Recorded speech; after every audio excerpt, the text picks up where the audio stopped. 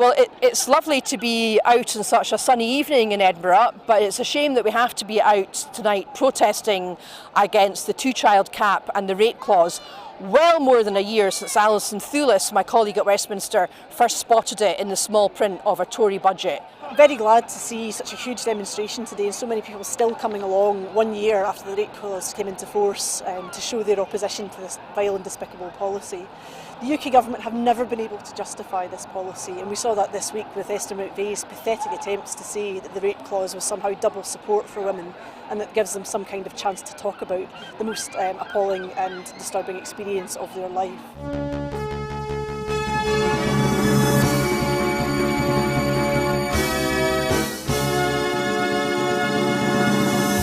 As you can see behind me, we're at the very beginning of the All Under One Banner rally. You can obviously hear the pipers behind me as events are about to kick off.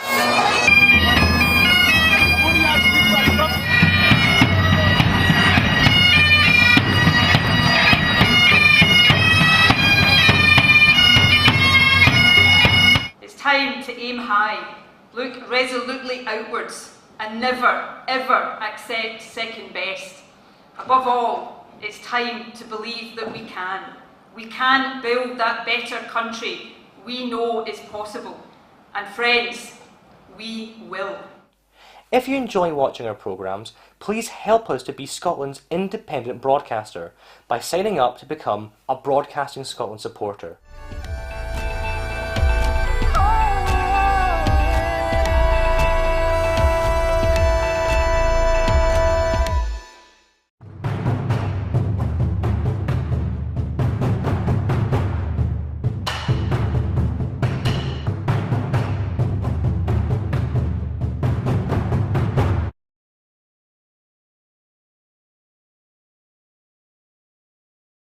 In terms of delivering excellence and delivering flexibility.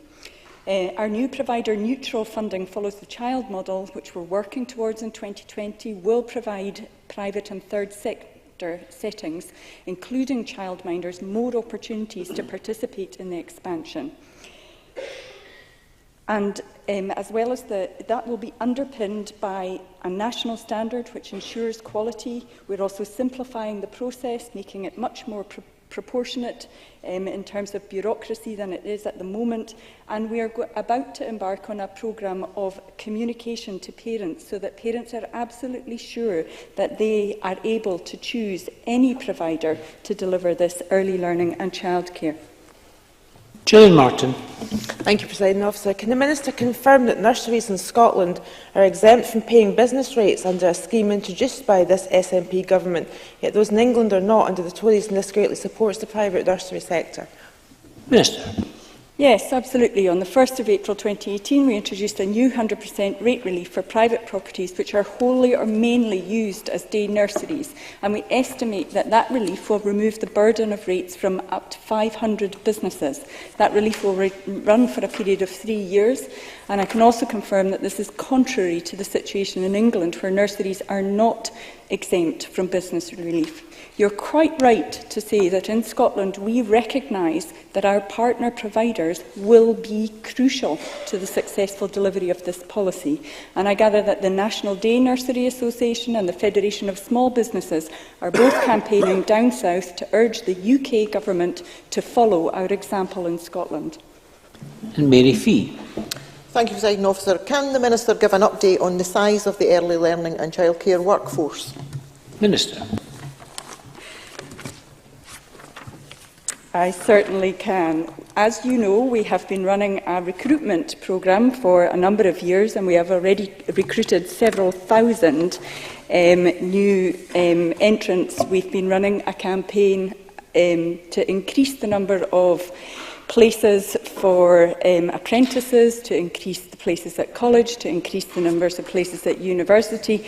And we've run a campaign for for school leavers and for professional entrants. In 2017, there were 95,000 registrations for ELC. 10% of the entire 2-year-old population was registered, and in terms of the workforce, We have in place increased capacity by 650 additional HNCs, 350 graduate level places, and as well as local authorities, we've provided 21 million for expanding and training the workforce. We are meeting our workforce target. As I mentioned in my answer to Ms Harris, we have set up a delivery board where we will be monitoring this.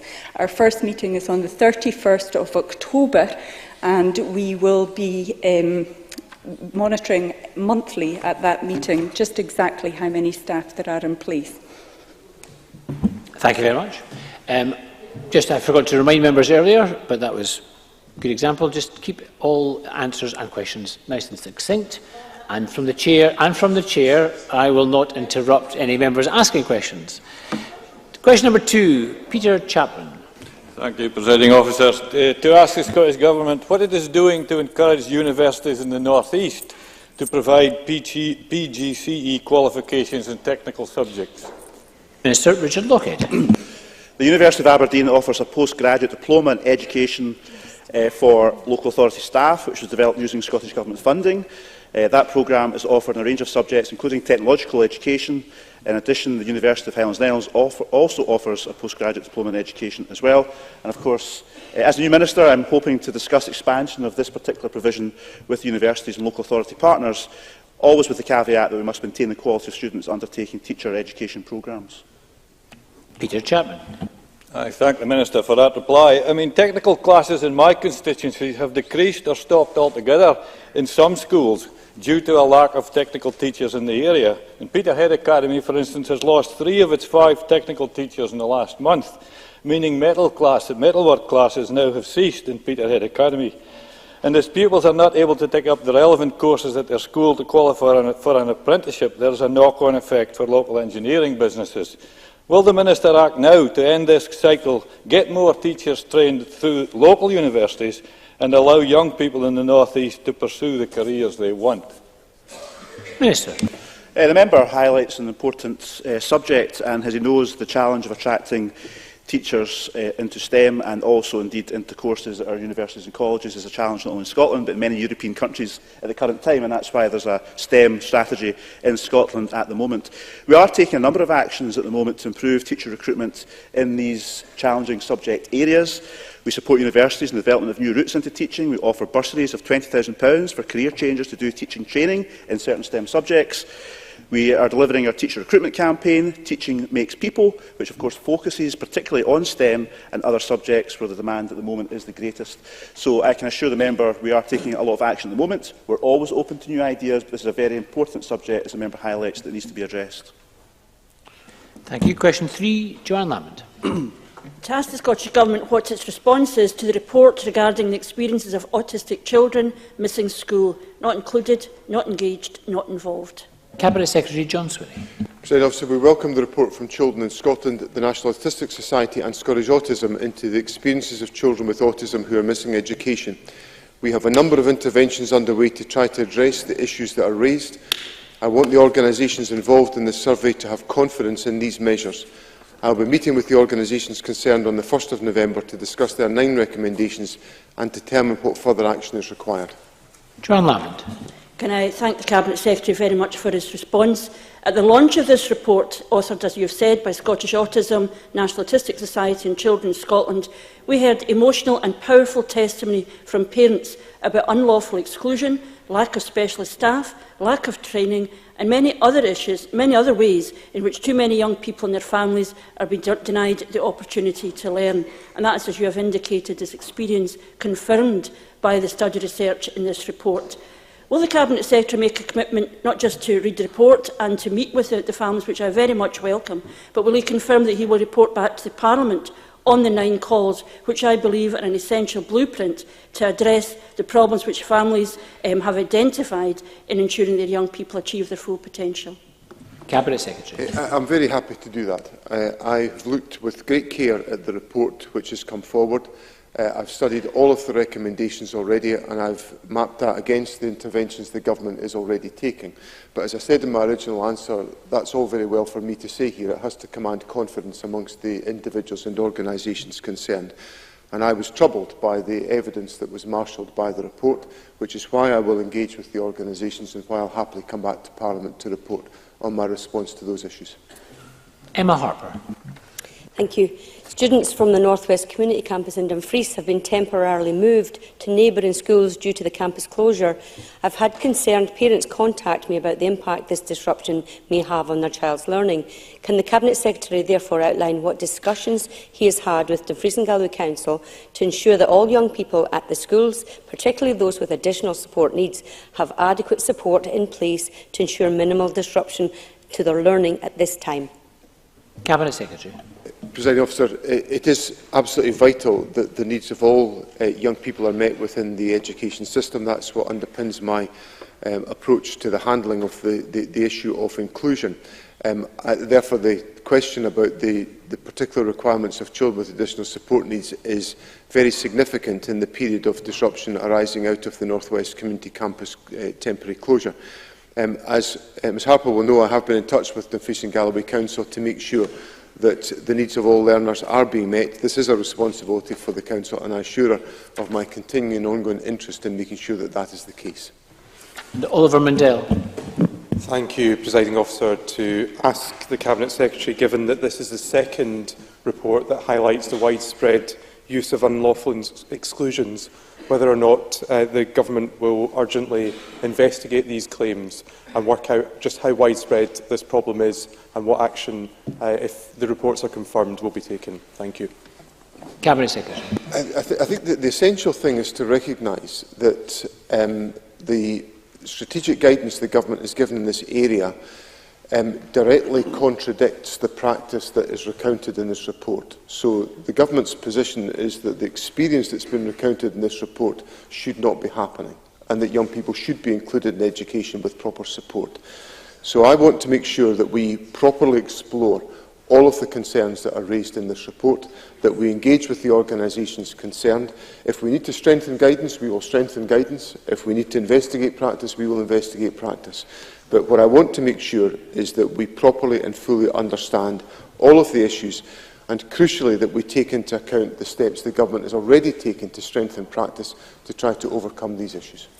And as I said in my response to Johann Lamont, I will happily report back to Parliament in due course. Question number 4, Fulton MacGregor.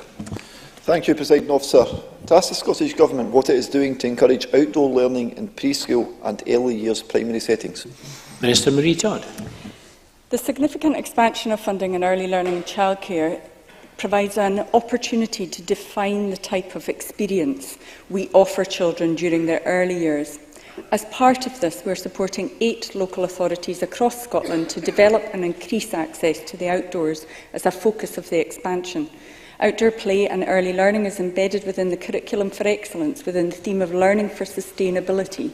We'll work to further promote the prominence of outdoor learning by taking forward all of the recommendations for the Learning for Sustainability National Implementation Group.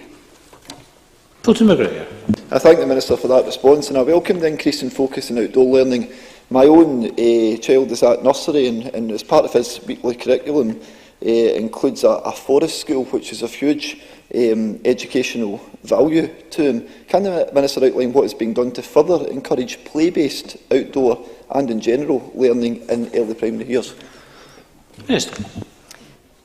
Play-based learning is an effective and an appropriate way to deliver education, and Curriculum for Excellence gives teachers the flexibility to introduce play in early primary and beyond. We've highlighted the importance of active play based on learning in our national guidance document, Building the Curriculum, Active Learning in the Early Years, and in addition to further support teachers in the delivery of play-based learning, Education Scotland continue to provide support and advice in play-based learning to schools and local authorities, engage in professional dialogue with teachers on the subject as part of the inspection process, and continue to publish good practice examples of play-based learning in the National Improvement Hub. Question number 5, Miles Briggs. Thank you, Presiding Officer. To ask the Scottish Government what action it is taking to ensure that pupils in Lothian have access to as broad a range of exam-level subjects as possible. Cabinet Secretary. Presiding Officer, education authorities and schools are responsible for the management and delivery of the curriculum in Lothian and across Scotland. We want all of our young people to be encouraged to take advantage of the best educational opportunities. We are working with the Scottish Qualifications Authority and others to ensure there is a breadth of high-quality awards and offers available in Scotland to meet the different needs, abilities and career aspirations of learners, as well as the needs of our economy. Miles Briggs. Thank the Cabinet Secretary for that answer. Research by Professor Jim Scott of Dundee University found that 54% of Scottish schools only offered 6 qualifications for S4 pupils. Professor Scott's previous work found that some schools here in Edinburgh were offering as few as 5 qualifications and others were offering as many as 8. Is the Cabinet Secretary content with such a postcode lottery of subject choice for pupils attending schools here in the capital only a few miles apart from each other? Cabinet Secretary. I think that what I'd say to Mr Briggs is that the Conservatives often make the case for schools to be much more in control of the choices around curriculum. I agree with that model. That's what I'm making sure is the case across the country, because I agree with it. So it's therefore difficult for Mr Briggs to then come here and complain about the consequences of decisions taken at school level about the composition of the curriculum. Now, I've looked with great care at the analysis that Professor Scott has undertaken. I don't think it looks at the right question, because Professor Scott is looking at an S4 experience and outcome in 2 entirely different curricular systems. So, under Curriculum for Excellence, we encourage schools to operate a 3-year broad general education, so young people are experiencing 3 years of a broader educational experience than would have been the case when I was at school, and a 3-year senior phase, which enables young people to broaden their attainment. And what we see on attainment is very significant rises in attainment over the last 10 years within Scottish education in the senior phase, and also a near doubling of the number of skills-based qualifications, which are essential attributes for young people entering the labour market and strengthen their employability skills as a consequence. Ian Gray. Thank you. 2 weeks ago, Dr Marina Shapiro of the University of Stirling told the Education Committee of this Parliament, in general, the trend is towards a narrowing of the curriculum, and on average, there has been a reduction in the number of subject choices across the entire secondary sector in Scotland. However, the reduction is larger in schools in higher areas of deprivation. Dr Shapiro called this quite striking and very worrying. Surely the Education Secretary must be worried about this as well. Can he tell us what he's going to do? Cabinet Secretary. Well, I certainly intend to explore in much closer detail the research that Mr Gray highlights, because it does indicate a pattern that I would find to be of great concern, because I want young people in all circumstances, in all backgrounds, to have the maximum educational opportunities. I reiterate the point that I've made already, that young people under Curriculum for Excellence are exposed to a broader general education for a longer period, but they must also be able to attract a range of skills-based qualifications into the bargain. And that substantial increase, or actually the doubling of skill-based qualifications since 2012, is a significant indication of progress that's been made for a number of young people, as well as the increases in attainment. So I will look with great care at that pattern, because what I want to make sure is that we have an education system, no matter where young people are educated, that is driven by the aspirations of excellence and equity for all. And those are the standards that I intend to apply as I work through the challenges in the education system. Gordon MacDonald.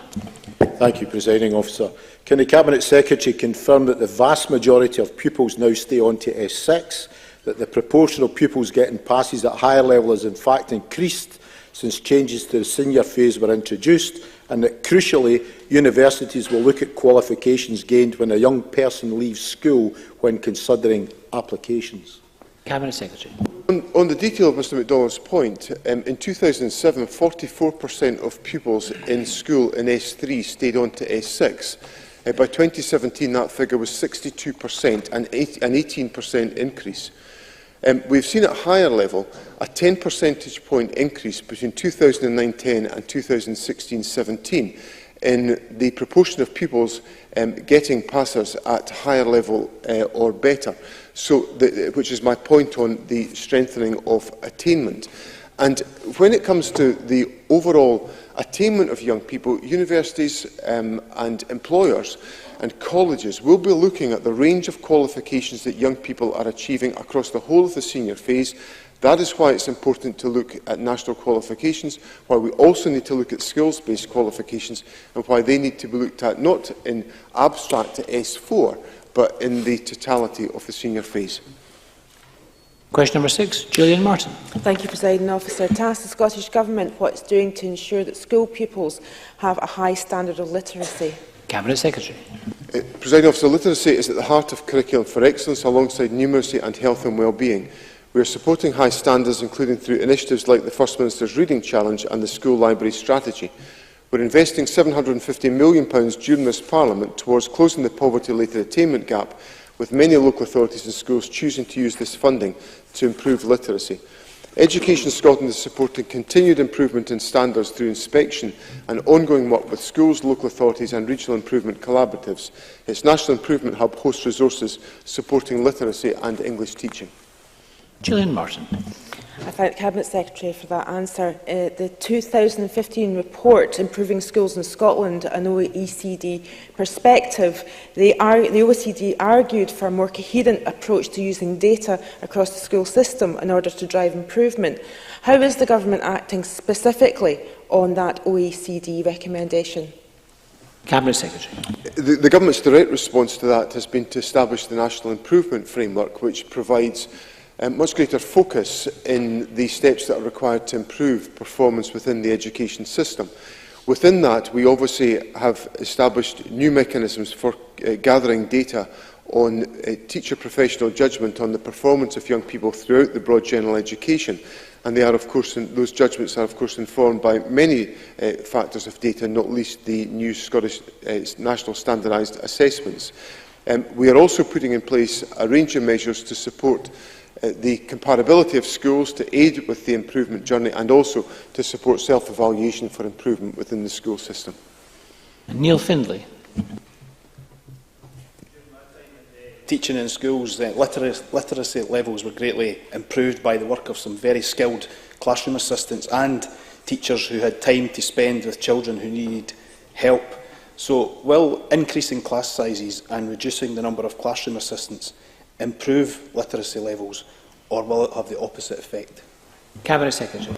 I've set out to Parliament the range of measures the Government is taking to support the improvements in literacy, and not least of which the investment of £120 million per annum through pupil equity funding is being used, in my experience, in a very focused set of ways by different schools around the country to support the improvement of literacy, and some of that may involve the recruitment of specialist staff to assist the building of capacity within schools for the teaching of literacy skills or for wider activities to improve literacy performance. So there are a range of different interventions that can be taken, but Mr Findlay should be assured that there is an absolute focus within the Government's educational agenda on improving literacy measures within Scotland, and that is demonstrated by the clear action that has been taken in implementing pupil equity funding. Question 7, Alec Rowley. To ask the Scottish Government what its position is on whether the teacher-pupil ratio or class sizes in primary schools has an impact on learning outcomes. Cabinet Secretary. Presiding Officer, the quality of teaching is the key factor in improving children's learning and the outcomes they achieve. Having the right number of high-quality teachers with the right skills in the right places is therefore key to achieving excellence and equity for all. That is why we have provided continued funding of £88 million to local government to maintain pupil-teacher ratios. This allows local authorities to take flexible decisions about how best to meet the needs of their schools. Alex Rowley. I hear what the Deputy First Minister says, but I have to say to him, I raise this question because the number of parents that say to me that where their kids are having trouble with numeracy or literacy in primary school and they're in large class sizes, the teachers just don't have the time to put off with them. In Fife, there are 307 primary classes that have over 25 children in them, 117 that have over 30 children in them. The General Secretary of the Scottish Secondary Teachers Association says small class sizes are the main selling point for parents who pay for private school places. They see the value in it and that's why they pay for it. He talks about equity and every child getting the same chance in life. When will children in state schools get the same chance by reducing the teacher-pupil ratio in schools? Cabinet Secretary. Well, I think if we look at the pupil-teacher ratio, the pupil-teacher ratio for all publicly funded schools in Scotland is 13.6. In 2016, it was 13.7. So I think what that tells us is that we have stability on pupil-teacher ratios within Scotland. But in terms of resources, the government has applied, I've just answered some of these details in my response to Mr Finlay, the government has applied pupil equity funding in a fashion that enables schools to make choices in exactly the circumstances that Mr Rowley recounts, to make sure that the needs of young people are met. So I've seen excellent teaching practice where additional resources are put into classrooms. Young people who require additional support are given that support in more intimate settings than in the whole class environment, and as a consequence their learning is enhanced. So all of these measures and interventions are available for schools to deploy, and I would encourage them to do so. John Mason. Thank you. The Deputy First Minister gave the ratios for the last year or so. Could he tell us over the last 5 years how the ratio has moved and whether there are more or less primary and secondary teachers compared to 5 years ago? Cabinet Secretary. Well, obviously the number of teachers is rising. We have an increase last year of 543 teachers, and indeed the number of teachers in Scotland, if my recollection is correct, at the present moment is the highest level it has been since 2011. In relation to the history on pupil-teacher ratio, I can only go back in the data I have at my fingertips to 2016, but I assure Mr Mason that the government pays close attention to ensuring that we have a strong teaching cohort in place to ensure that the needs of young people are met within our education system. Question number 8, Patrick Harvey. Thank you. To ask the Government what action it is taking to ensure that consent-based sex education is being delivered in all schools. Cabinet Secretary. Presiding Officer, Curriculum for Excellence ensures consent is taught through sexual health and positive relationship learning experiences. A new web-based relationship, sexual health and parenthood teaching resource, which includes consent resources, will be available during 2019. We are also undertaking a national review of personal and social education. This includes how sexual consent is taught in all stages of education and will be completed by the end of 2018. Furthermore, we are considering how to take forward the recommendations of the Young Women's Lead Committee report on sexual harassment in schools. Patrick Harvey.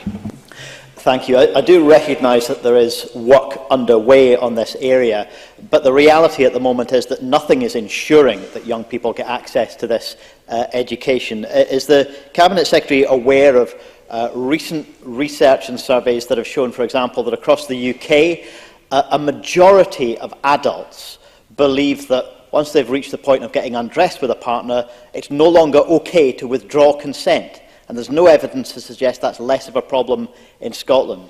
Is he also aware of HIV Scotland's work showing that while the majority of schools do provide sex education, 14% don't provide it at all, and there are serious concerns about the quality of provision in other schools? Does the government acknowledge how far away we are from a situation where all young people get access to consent-based sex education in Scotland, and the urgency of making rapid progress? Cabinet Secretary. Mr Harvey correctly says that there's work underway in this respect, and we've completed phase 2 of the review of personal and social education. And what the phase 2 analysis has shown is, and this was undertaken by Education Scotland with analysis of PSE in 55 schools across Scotland, which is, I accept, a sample, indicated that there was strength in existing performance in this area, but there was a need to ensure an appropriate focus on the issue of sexual consent, especially in primary schools and in the early stages of secondary schools. So that was one of the key findings of the Education Scotland thematic inspection. We are working our way through phase 3 of the review, and I'm mindful very much of the need to address that recommendation, because I fundamentally accept the point that Mr Harvey makes, that we need to have a deeper, stronger understanding of consent issues in these issues. And this is not just an educational question, because when I then look at the recent crime statistics in Scotland and the rise in sexual crime, there must be a role that education can contribute to trying to address that increase, well, not to address, to stop that increase happening because of better education about the issue of consent. So I assure Mr Harvey this is very much a significant priority for me, not least of which for the educational reasons involved, but because of what the education portfolio has got to contribute towards creating a better climate within our country on the understanding of sexual consent, in the hope that that tackles or has an influence on the instances of sexual crime within our society. And I'm very happy to update Parliament on these issues as this work completes. Thank you. Question 9 has not been lodged. Question number 10, Linda Fabiani. Thank you. To ask the Scottish Government what progress it is making with implementing the universal monitoring approach that was recommended by the Short Life Working Group on recording and monitoring of bullying incidents in schools. Cabinet Secretary. The universal monitoring approach has been delivered through the operational support group, which supports local authorities in the implementation work involved. In addition, improvements have been made to the SEMAS Schools Management Information System. This allows schools and local authorities to record and monitor any instances of prejudice-based bullying that are reported. As part of the first phase, 6 local authorities are now using the updated system across all of their schools. 18 local authorities will start this week, with the remainder early in 2019. The new system will be fully implemented by August 2019. Linda Fabiani. May I thank the Cabinet Secretary for his answer and say to him that both the recent Young Women Lead inquiry and local experience has made it very clear to me that there is inconsistency in approach and practice and reporting both within and across local authorities. I'm glad to hear from the Cabinet Secretary that this rollout is taking place, and may I ask that he take all steps to ensure that all victims of bullying have their experiences investigated and dealt with appropriately. Cabinet Secretary. I certainly give Linda Fabiani that assurance. Some very swift work has been undertaken to revise the SEMAS management system to make sure that that information can be recorded in a comparable and readily accessible fashion within individual schools. Obviously, the work is these changes take time to be applied in management systems, and I'm satisfied. Well, actually, I'm deeply grateful to those who run the SEMAS system for the fact that they've given additional priority to advancing this work in amongst other reforms that they have been undertaking. So we certainly will make sure that that information is available, and obviously that will hopefully improve the culture whereby bullying is tackled more actively and more visibly within our society, and to make sure that young people don't have to experience these dreadful situations. Question 11, Ross Greer. Thank you. To ask the Scottish Government what action it is taking to ensure that pupils with additional needs receive coordinated support plans where appropriate. Cabinet Secretary. Sir, education authorities have a statutory duty under the Additional Support for Learning Act to consider whether children or young people for whom they are responsible require a coordinated support plan. A CSP enables support to be planned in a coordinated way to meet the needs of pupils who have complex or multiple needs requiring significant support from education and another agency. To support these considerations, in December 2017, we published the revised Supporting Learners Code of Practice, which includes guidance for authorities on meeting their duties under the Act in relation to CSPs. Ross Greer. I thank the Cabinet Secretary for his answer, and he's right to observe that statutory duty is on local authorities, but something isn't working here. In 2010, there were 55,000 children with identified additional support needs. In 2017, it was 180,000. In that same period of time, the number of coordinated support plans fell by 1,000. This is not a particular problem in one or even a handful of local authorities. It's a problem happening across the board. Will the Scottish Government commit to at least investigate why this is happening?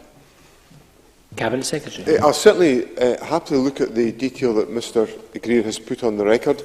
As I indicated in my earlier answer, it is a statutory responsibility of local authorities to undertake this work. I encourage local authorities to follow that statute carefully. That's why we've put in place the Supporting Learners Code of Practice in December 2017 to assist in this respect.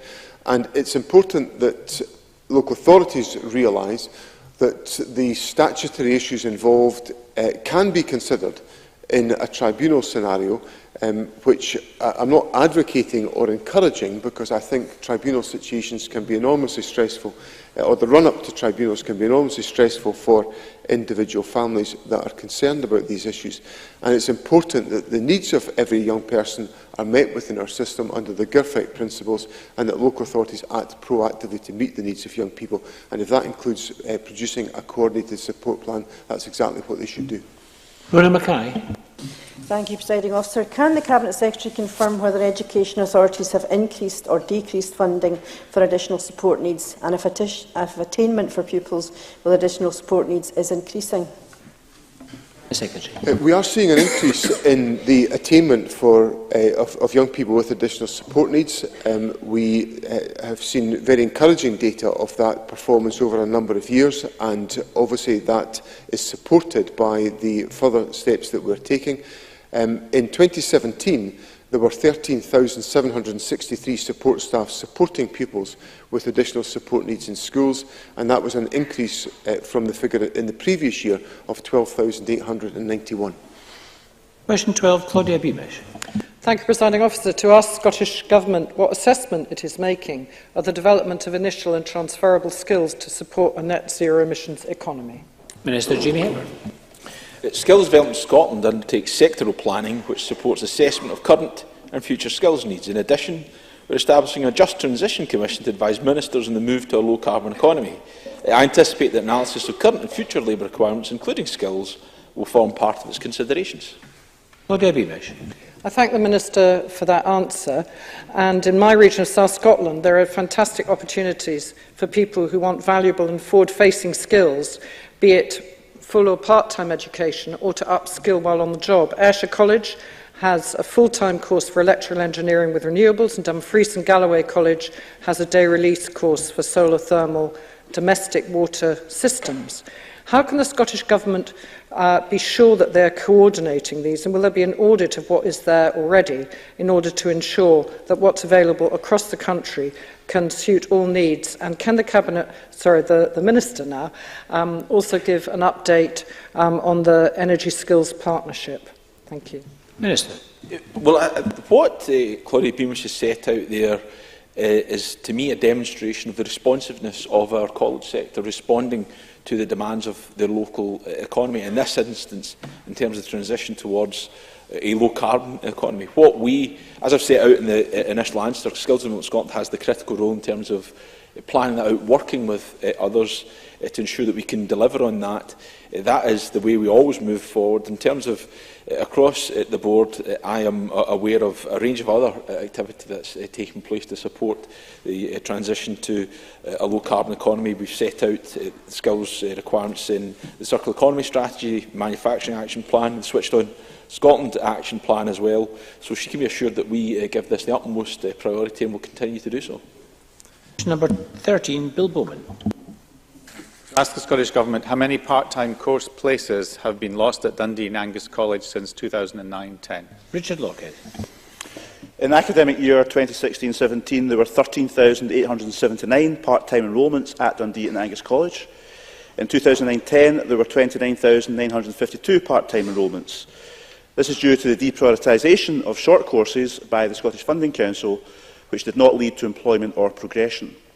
Short courses continue to be funded, and the majority of enrolments continue to be part-time at 73% of all courses. In 2016-17, 97.4% of learning hours were delivered in courses that led to a recognised qualification, an 8.7 percentage point increase. Bill Bowman. I thank the Minister for his response and I welcome him to the role. Since 2010, the headcount numbers at Dundee and Angus College have fallen by 41%, but the SNP say only full-time equivalent numbers matter. Well, full-time equivalents are down by 11%, but the SNP say this is mainly from courses that are 5 hours long. In Scotland, for every hour cut from courses lasting 5 hours, 78 were cut from courses over 10 hours long in the same period. Can the new Minister for Further Education commit to reversing the destructive college funding cuts the SNP have inflicted so far? Minister. Well, I commit to doing what's right for our students and for our colleges and for the Scottish economy. I should say the Scottish Government attaches great value to short courses leading to employment or progression, with colleges making a vital contribution to the upskilling and reskilling of Scotland's workforce. And I think that's what we have to absolutely focus on. And that is why, as I said, the majority of total enrolments at colleges are still on a part-time courses basis, with 73% being such the case in 2016-17. To reiterate what I said in my opening remarks, this is about ensuring that our colleges are focused on what's best for our students' long-term future, for fulfilling their potential and contributing to the Scottish economy. And that's why the Scottish Funding Council did take a decision to reduce the number of part-time courses in favour of other types of part-time courses or full-time courses that allow a better progression for each student's choices. I should also say that the Scottish Funding Council have ensured that the colleges, in terms of Dundee and Angus College, can continue to deliver impactful learning by increasing its core teaching funding allocation to over £27 million in 2018-19, and that was an increase of 9.3% in the previous year in terms of Dundee and Angus College's funding. Question 14 has been withdrawn. Question 15, Adam Tompkins. Thank you, Presiding Officer. To ask the Scottish Government whether it will provide an update on its approach to preventing and managing school exclusions. Cabinet Secretary. Presiding Officer, in June 2017, the Scottish Government published its refreshed guidance on preventing and managing school exclusions, included Engaged and Involved Part 2.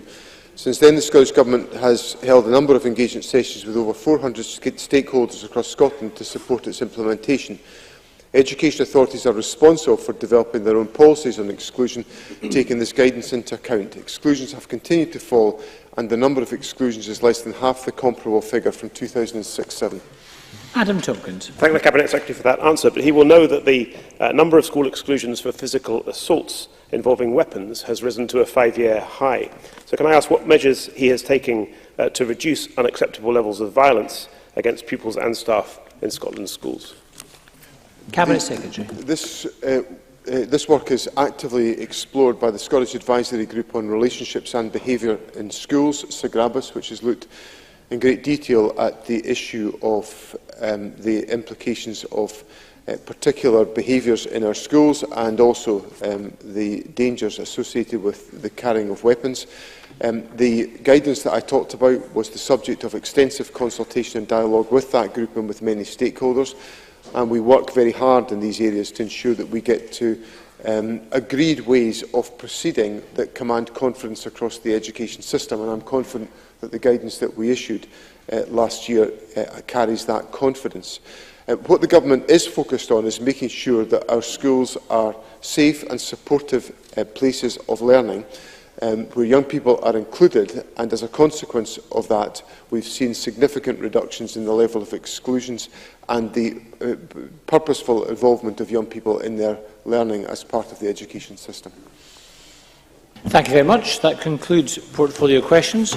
We're going to move on to the next item of business, which is a committee debate on remand, but we'll just take a few moments for members and ministers to change seats.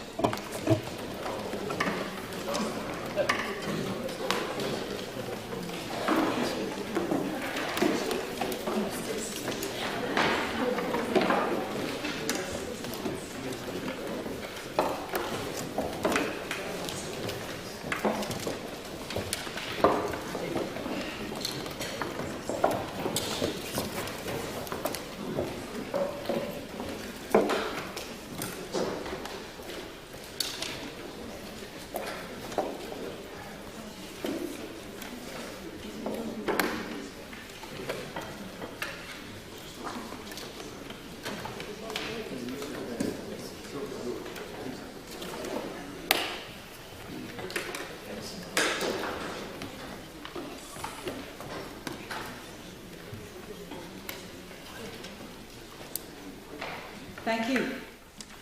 The next item of business is a Justice Committee debate on remand. Can I invite those members who wish to speak in the debate to press the request to speak buttons now? And I call on Margaret Mitchell to open the debate on behalf of the Justice Committee. Ms Mitchell, please. Thank you, Deputy Presiding Officer. I'm pleased on behalf of the Justice Committee to open this debate on remand and talk to our inquiry report. When a person first appears in court, a decision is taken as to whether they can be released on bail or whether they are required to be remanded and held safely and securely until their trial. Whilst remand is therefore a central part of our justice system, Concerns about how it is operating have been expressed for many years and remain today. It is for this reason the committee made the decision to look at the issue as a priority. We started with a roundtable evidence session in January of this year on the use of remand in Scotland. Over 40 submissions were received and 6 meetings held in the spring. During this time, the committee heard from a range of witnesses representing all aspects of the justice system and prison service, as well as from those involved in advocacy and support of prisoners and their families. As part of our inquiry, the committee also undertook a visit to Circle Scotland, a charity providing support to families, including those affected by imprisonment, to hear more about their work with remand prisoners and their families. On behalf of the committee, I want to thank all those who took part in our evidence session and took the time to speak to us and share stories about their experience of being on remand. And last, by no means least, Deputy Presiding Officer, my thanks goes to the committee clerks and committee members for all their work in compiling this inquiry report. Deputy Presiding Officer, the committee heard and understands that judges do not refuse bail without good reason. Figures on the numbers being held on remand can vary year on year. However, the former Chief Inspector of Prisons said in his final annual report published in September 2018 that he was still concerned about the numbers held on remand. And according to official figures from the Scottish Prison Service, there were 1,361 people on remand in 2017-18 out of a total prison population of 7,644. This compares to around 1,000 people on remand out of a prison population of 6,000 or so back in 1997-8, when this Parliament was coming into being.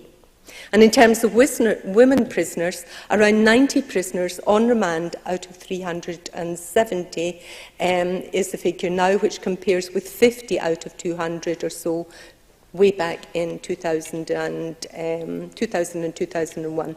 And I note in today's Scotsman, the new Chief Inspector of Prisons is quoted as saying that remand should be an absolute last resort. The prison population is creeping up due to an increase in remand prisoners, and that she has particular concerns about women prisoners held in remand.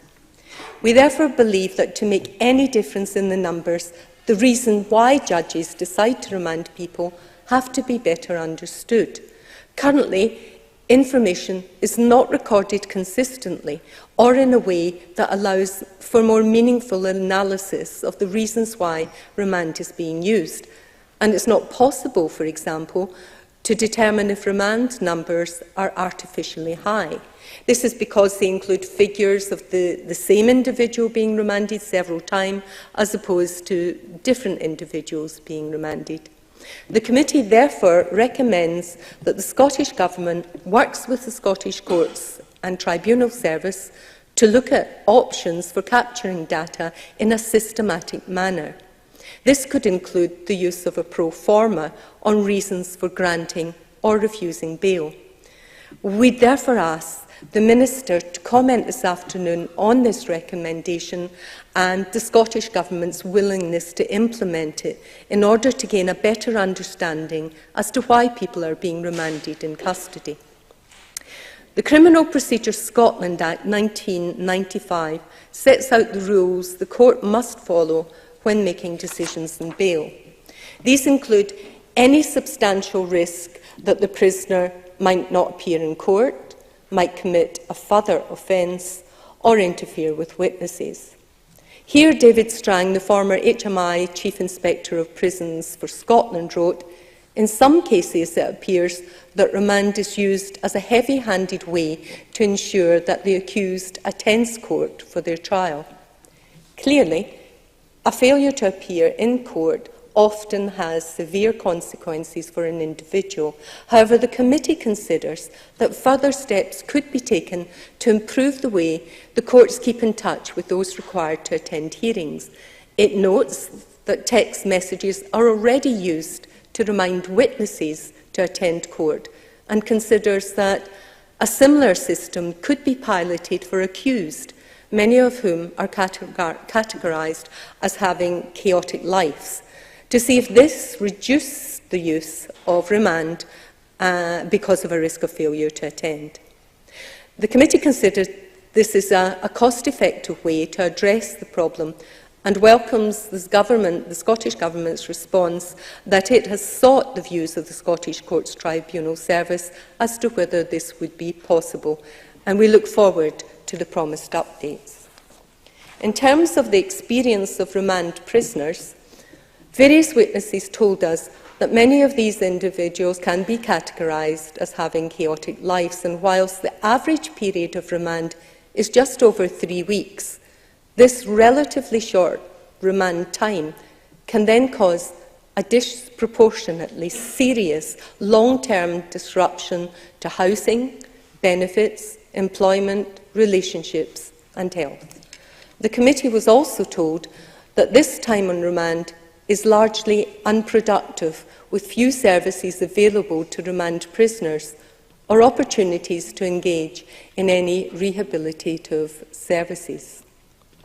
Members were told there were a number of reasons for this, including the short time they may spend on remand, uncertainty about a release date, coupled with the sheer churn of remand prisoners through the prison system, and finally that remand prisoners could sometimes be reluctant to engage with services or other opportunities in prison because they considered this may be taken as an admission of guilt.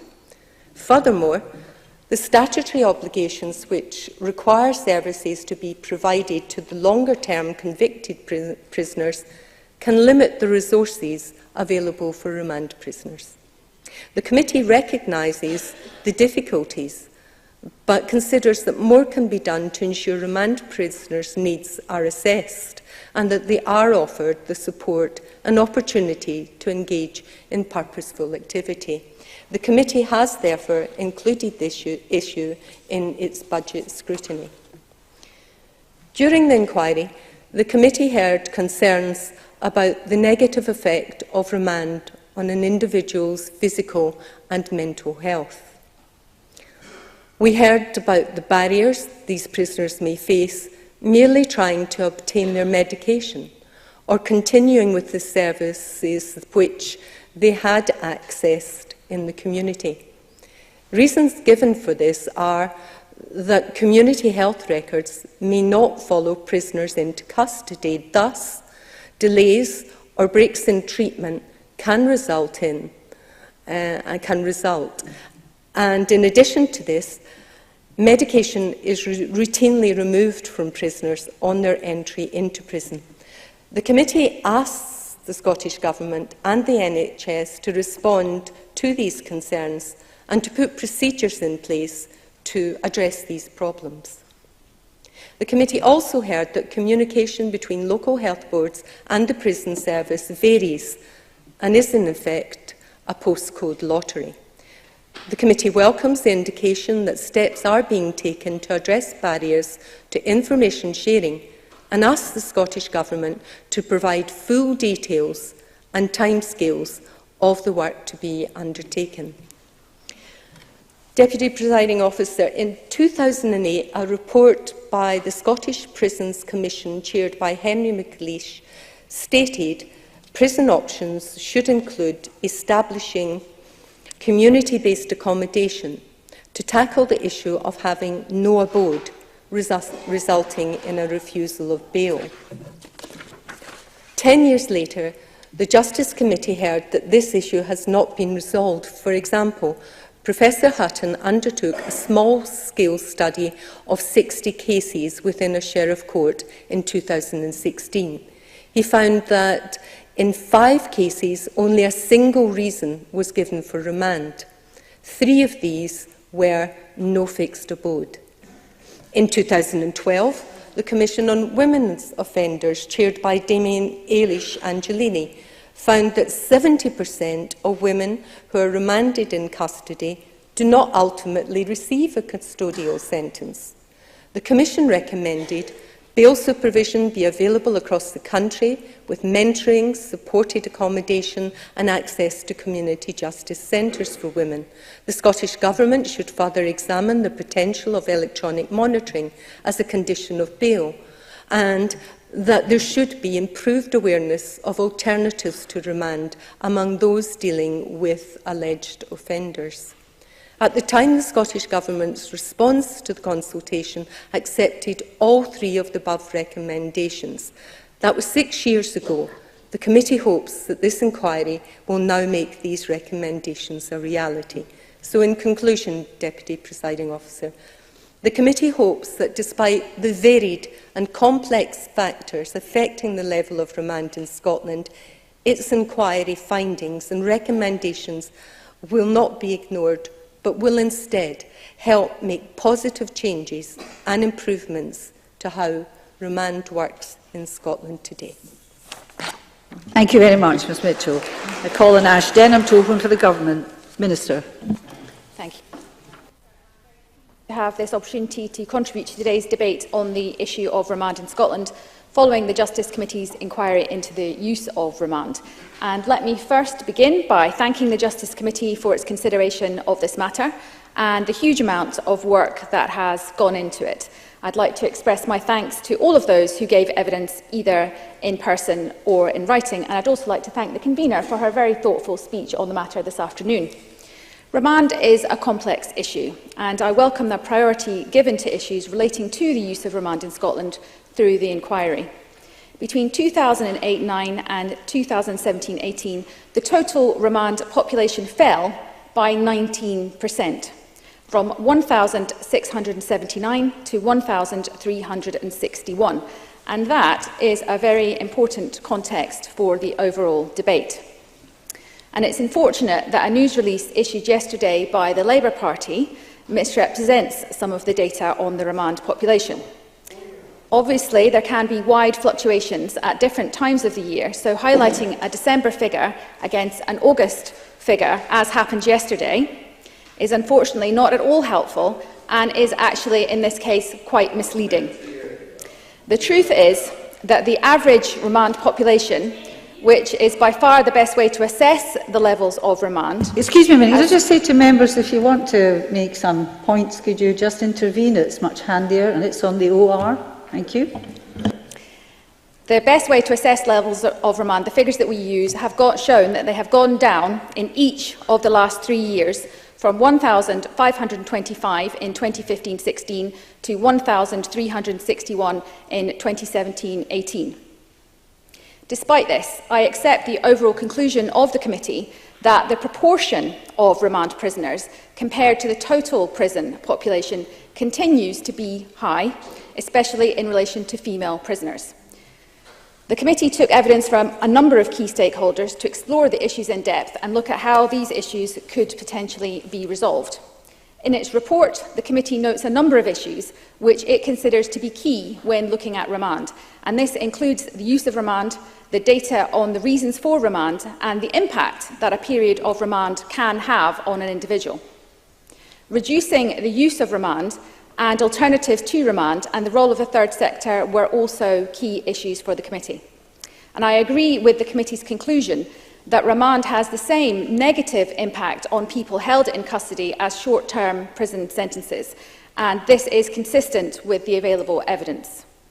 Disruption to employment, housing, family life, continuity of medical care and benefits can have a substantial impact on individuals and also on their families.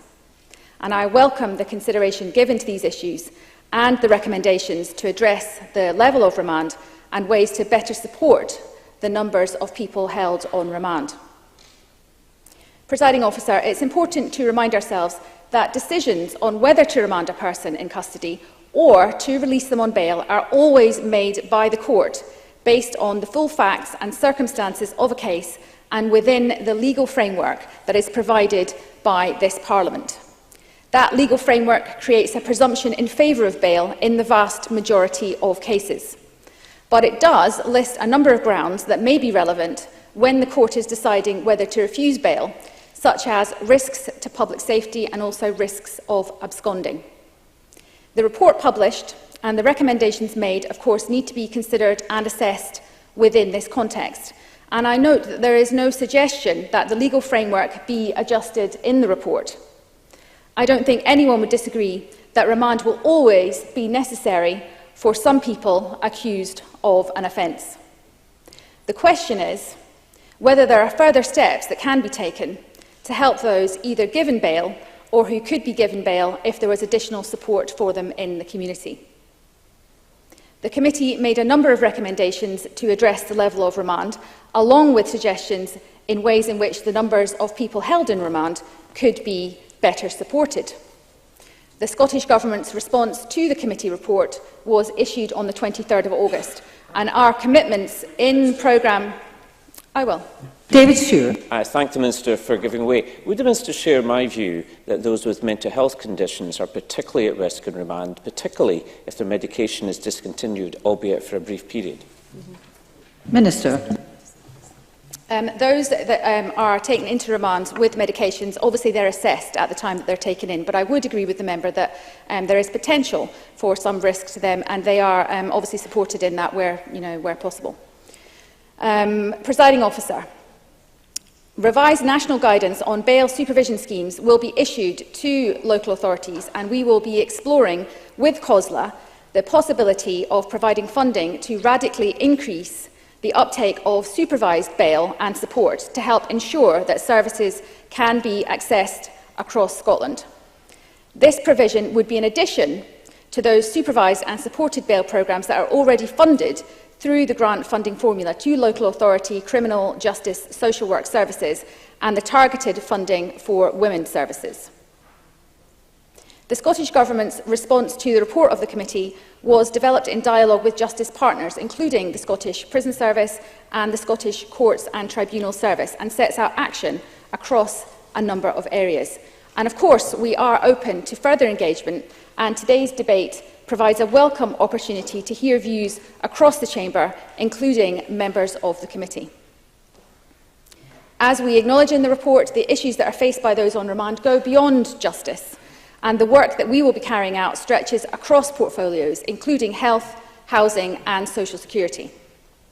The Scottish Government's Justice Vision and Priorities sets out the Government's intention to adopt a more progressive, evidence-based approach, supported by partners across the justice sector and beyond, to ensure that we live in safe, cohesive and resilient communities. Ensuring appropriate alternatives to custody, in particular around the increased use of diversion and community sentences, is consistent with our understanding of what works to reduce reoffending. We know that short prison sentences do little to rehabilitate people or to reduce the likelihood of their reoffending. Short-term imprisonment disrupts families and communities and adversely affects employment opportunities and stable housing. And these are the very things that evidence shows support desistance from offending. Individuals released from short sentences of 12 months or less are reconvicted at nearly twice as often as those sentenced to a community payback order. In the year ahead, we will extend the presumption against short sentences to 12 months once relevant provisions in the Domestic Abuse Act are implemented, and this will of course be subject to scrutiny and approval from the Justice Committee. Reconviction rates in Scotland have fallen to their lowest level in 19 years. However, we still have the second highest imprisonment rate in Western Europe, behind only England and Wales, and so a bold approach is required. The new model for community justice in Scotland has been implemented by community justice partners, and we have allocated around £100 million per annum to local authorities to deliver community sentences, support rehabilitation and reduce reoffending. Our commitment to help ensure remand is only used where necessary, and appropriate support for our broader approach to the prison population, whilst keeping the public safe and reducing reoffending. Data on the use of remand was one of the primary issues raised by the committee. And while the issue of whether more data would be helpful has been explored in the committee's report, it's possible that the data on remand that already exists could be more extensively utilised. Analysis of where remand is being used, using administrative data from the SPS, the Scottish Courts and Tribunal Service, Criminal Justice Social Work and prisoner surveys routinely conducted by the SPS on the remand population already give us an important insight into the characteristics and need of the remand population and issues relating to the use of remand. I don't think I've got time. No, the Minister's just coming into her last minute, I would say, at the very outside. The previous Cabinet Secretary did indicate, when before the committee, that any new burdensome requirements falling on our courts in respect of recording reasons for bail would need to be fully justified when set against the costs of such an approach. And I share that view, especially at a continuing time of scarce resources available within our justice system. And my preference is that the analyst develop the existing sources of information that we have further to help inform our work on remand. And I want to, if I have time, Presiding Officer, address some issues relating to women. No? Okay.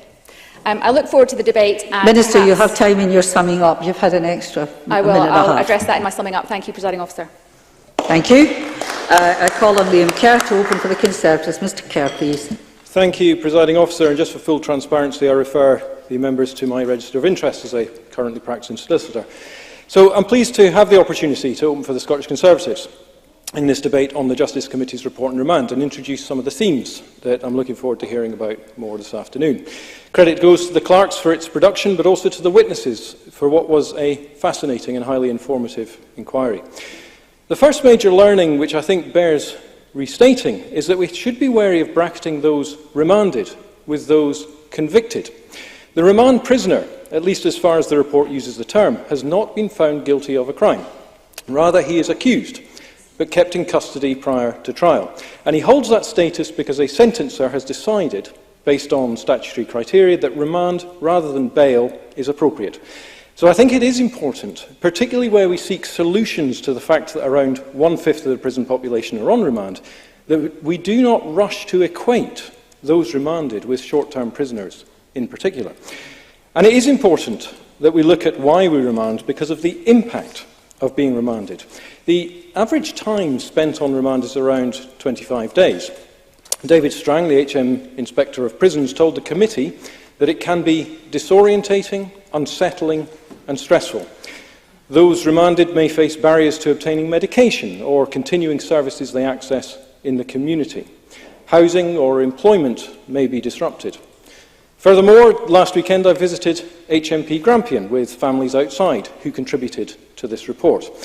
They reiterated a crucial point picked up by the committee, that the impact on families as well as the remandee is considerable, particularly in relation to Peterhead, which, although there is some very impressive work going on, particularly around visiting arrangements, is still a long, potentially expensive journey for many of the prisoners' families.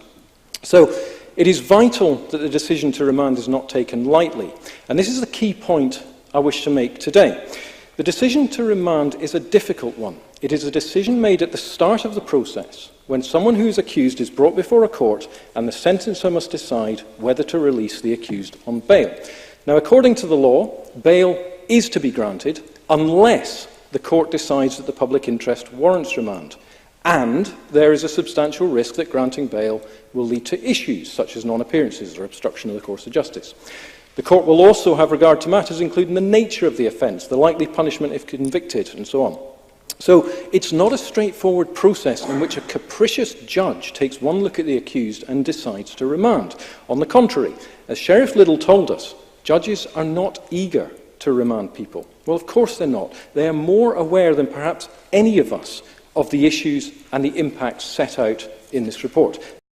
Experts who make the decisions daily as part of their job.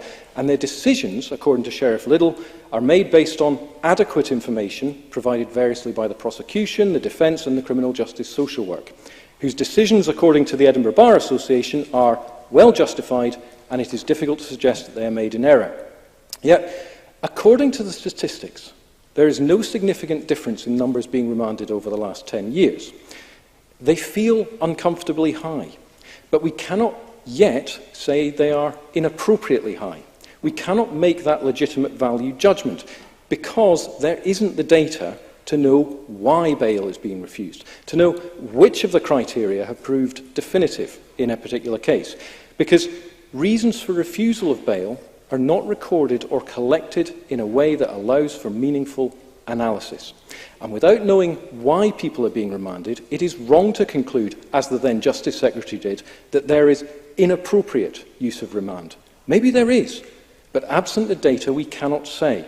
And nor, most crucially, yes. Rona Mackay. Thank the member for taking an intervention. I agree with your premise about data collection, but would the member agree that the fact that 75% of women on remand do not go on to receive a custodial sentence is pretty compelling evidence? Liam Kerr. I'm not sure what it's compelling evidence of. I think it's highly concerning. I definitely agree with you, and I think there is an issue there, but absent the data to understand why those remand decisions are being taken, I think it's very difficult to draw the conclusions and go on to address those factors which have led to remand through measures such as the COPS said, bail supervision, electronic monitoring, mentoring, or other alternatives that would deal with that statistic, Rona Mackay. So let's say most people were being remanded because judges were concerned they wouldn't turn up. Then the solution of a text message reminder becomes attractive and appropriate, and a great deal cheaper. Or, if this were about restricting movement, David Strang spoke about the possibility of electronic tagging. But more data gathering was not universally welcomed. Judges expressed a view that they wouldn't find it very useful when it comes to the question of bail. But surely what it would do is allow perhaps the third sector and social care to design alternatives to remand which address the key concerns of sentencers when refusing bail, such that their knowledge of and confidence in using those alternatives is raised. The Justice Secretary also argued that sentencing decisions around bail and remand are individualised, so it would be difficult to create a data collection system that would allow us to deliver greater consistency in decisions. Respectfully, I don't understand this. Surely the whole point is that the system ought to be as bespoke as possible when it comes to decisions on remand, such that consistency, i.e. defaulting to giving both individuals the same outcome of remand, is sacrificed, where a sentencer adjudges that one can meaningfully be diverted to a programme that is right for their individual circumstances.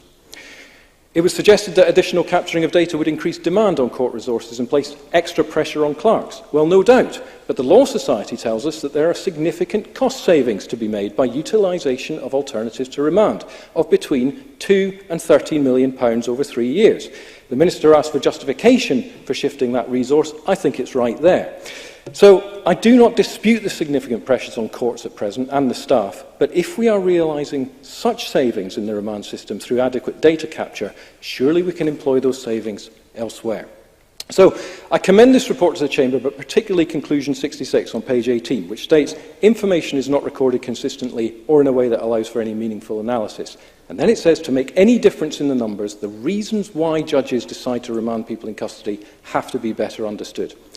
These are decisions being made by professional, experienced expert sentencers, and it must surely not be the role of Parliament ever to fetter the decision-making of the courts.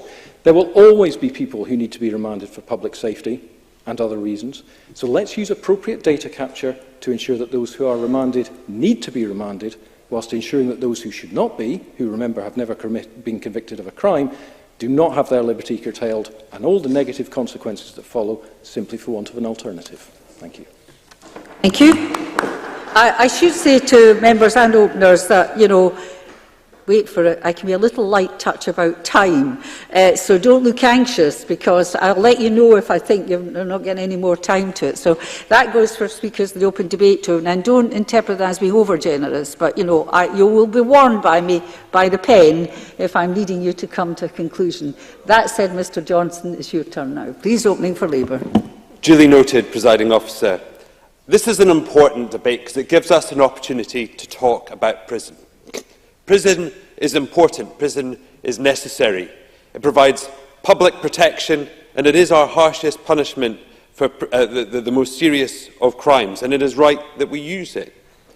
But it's not without consequence, and it should be used as a last resort. And many of the issues that concern prison are therefore reflected in remand. It's right that we do use remand in order to protect the public.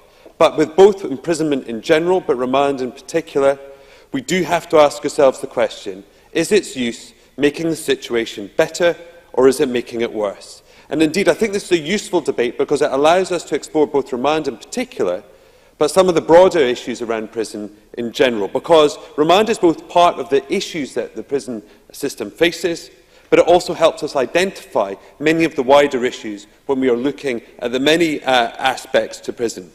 So that's why I thank the committee for bringing forward this debate. I would like to thank the clerks for their diligent work, for enabling us to do this short inquiry earlier on in the year.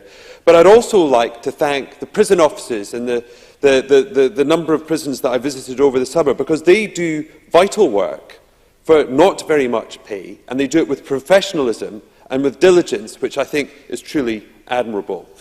But I do think this is an issue which is a test for the government and indeed a test for Parliament, because as we have heard from both the convener and indeed from both the Minister and from Liam Kerr already, this is not a new issue. This is an issue that Parliament and politicians keep returning to. When we look at prison and say that we should seek to lower the prison population, remand is one of the first things that keeps coming up, both in terms of its proportion and the status of those on remand. As I think Liam Kerr was very right to point out, the people who are on remand, in the eyes of the law, in the strictest possible sense, are innocent. Because if we believe in the principle of innocent until proven guilty, we have to remind ourselves of that status. But what is also clear from people like David Strang, the former Inspector of Prisons and indeed former Chief Constable of Lothian and Borders Police, and Kirsten Abercrombie of Turning Point, it is being used, and I quote, too frequently. And what the government must grasp is that this is both a complex problem and one that does require investment, because prison can cause harm, but there are also savings to be had if this is done properly. But before I continue, I would like to point out that prison involves disruption. We are dealing with people already who live chaotic lives, and that is an inextricable link and relationship. Crime in prison then can compound those factors. People lose jobs, which means that households lose incomes. Children then use a parent. And I think all too often in recent months and years we have rightly focused on ACEs. But are we compounding those problems in terms of the removal of a breadwinner, the removal of a parent, and the disruption and chaos to a child, which simply reinforces the problem and ensures that it continues in the future? And that's why this debate is important. And I think just the importance of looking at remand is underlined when you look at the numbers. It's 18% of the adult prison population are on remand, almost a quarter of the female population. Between the start of the millennium and 2017, the proportion per head of population in general went from 19 per 100,000 of population were on remand to 25. It is also a significant part of the pressures placed on prisons. 50% of the daily incoming prisoner population and outgoing prisoner population is down to remand. So while it may be around 20% of the prison population as a whole, it's 50% of the prison's work.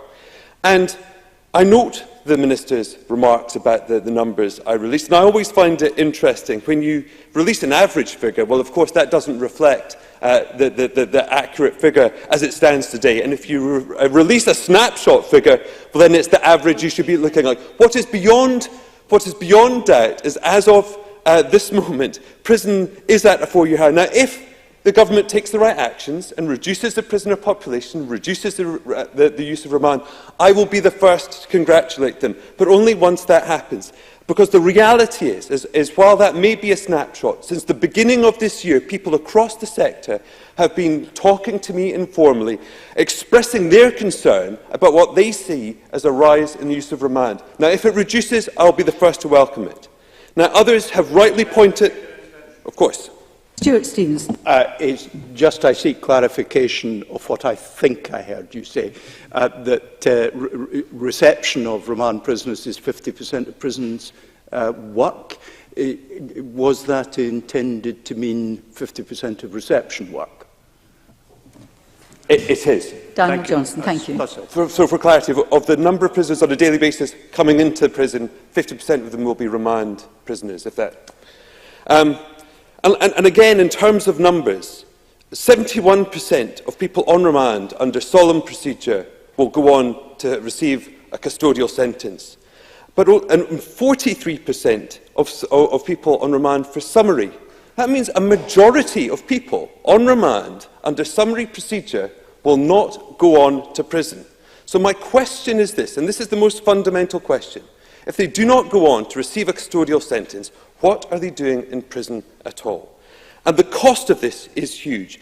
If it costs over £35,000 per year per prisoner to keep someone in prison, the total cost of the remand prison population is £55 million a year. That is the true cost, and that is why we must find alternatives, because it's the right thing to do, but also because there are savings to be had. Now, others will mention the gender issues, and I know the Minister is keen to do that, but you cannot escape the gender issues with regard to the remand population. The numbers are stark. A quarter of the female remand population versus 18% of the male population. But what's more, it is considered that 80% of the women in custody are victims of trauma themselves. Now, I hope that's an issue that will be covered off by others in this debate.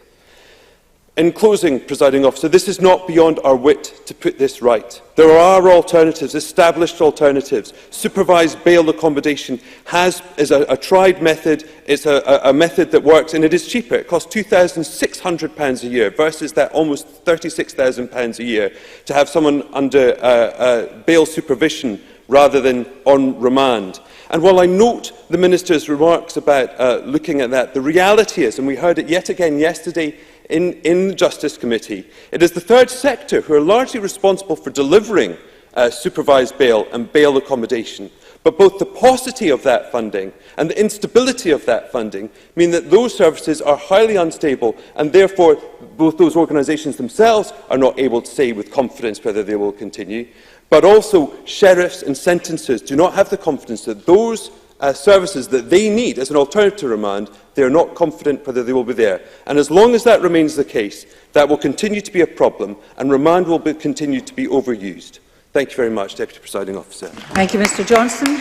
I call Liam MacArthur to open for the Liberal Democrats. Mr MacArthur, please. Thank you very much, Deputy Presiding Officer. Like other committee colleagues, can I start by putting on record my thanks to the clerks, to Spice, others who helped in the production of this report, but in particular to the witnesses who gave both written and oral evidence. And as others have said, our inquiry grew out, I think, of a general sense and strong evidence that use of remand in Scotland remains more prevalent than I think we would wish it to be, more prevalent than it should be, and while direct comparisons must be made with care, more prevalent than it is in other countries.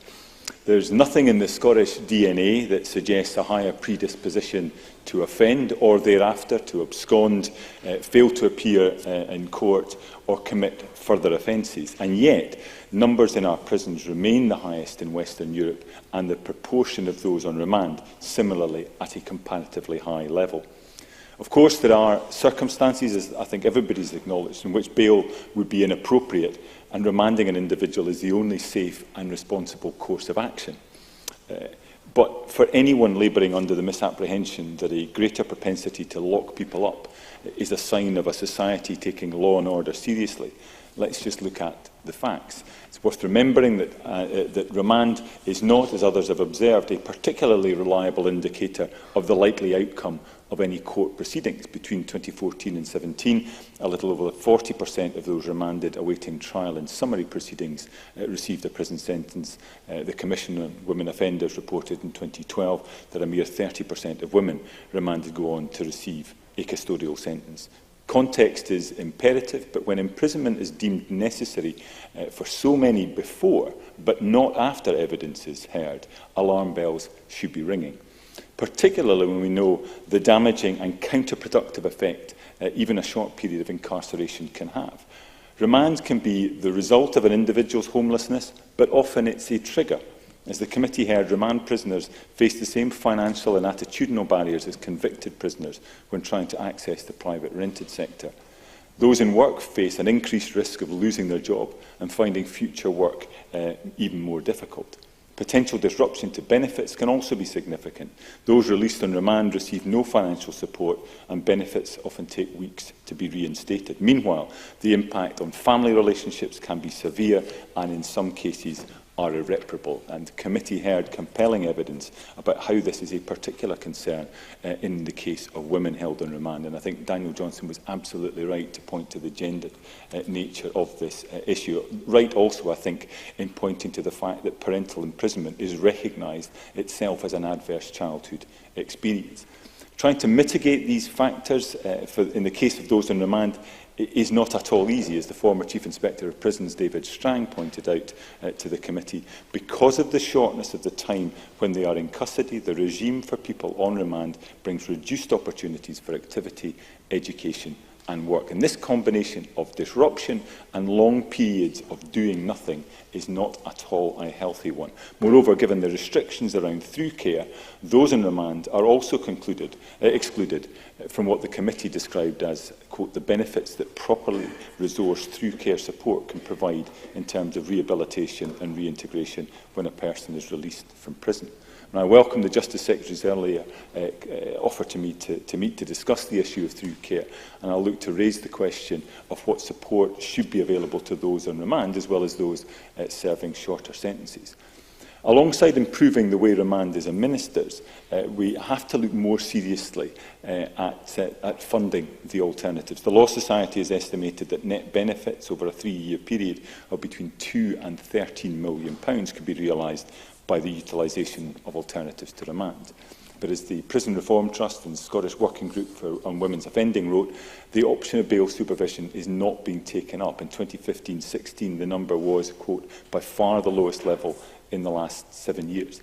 Deputy Presiding Officer, I think the committee was sympathetic to the evidence we heard about why bail is often not granted, and I recognise that the decision to place someone on remand is never made lightly, where compliance seems uncertain and confidence in community-based support services is shaky. Sentencers are faced with a real dilemma.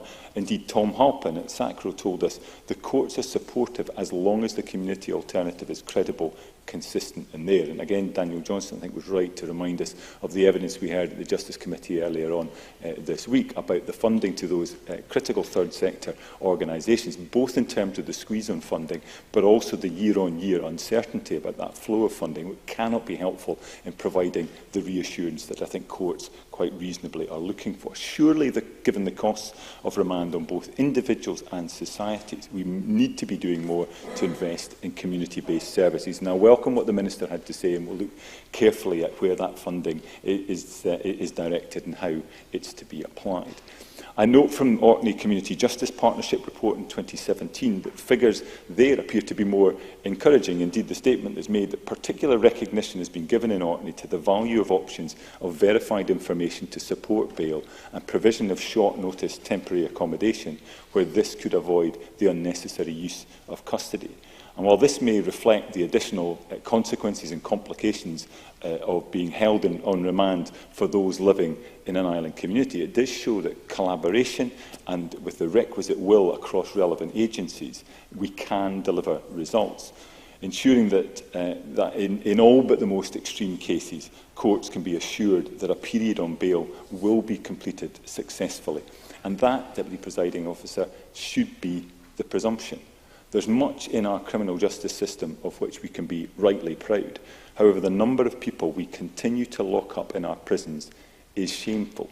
Given the unnecessarily high financial and human cost of this, we have to find a better, more effective way of responding. And I hope the work carried out by the Justice Committee and taken up in collaboration with the Scottish Government can contribute to delivering that more effective response. Thank you very much.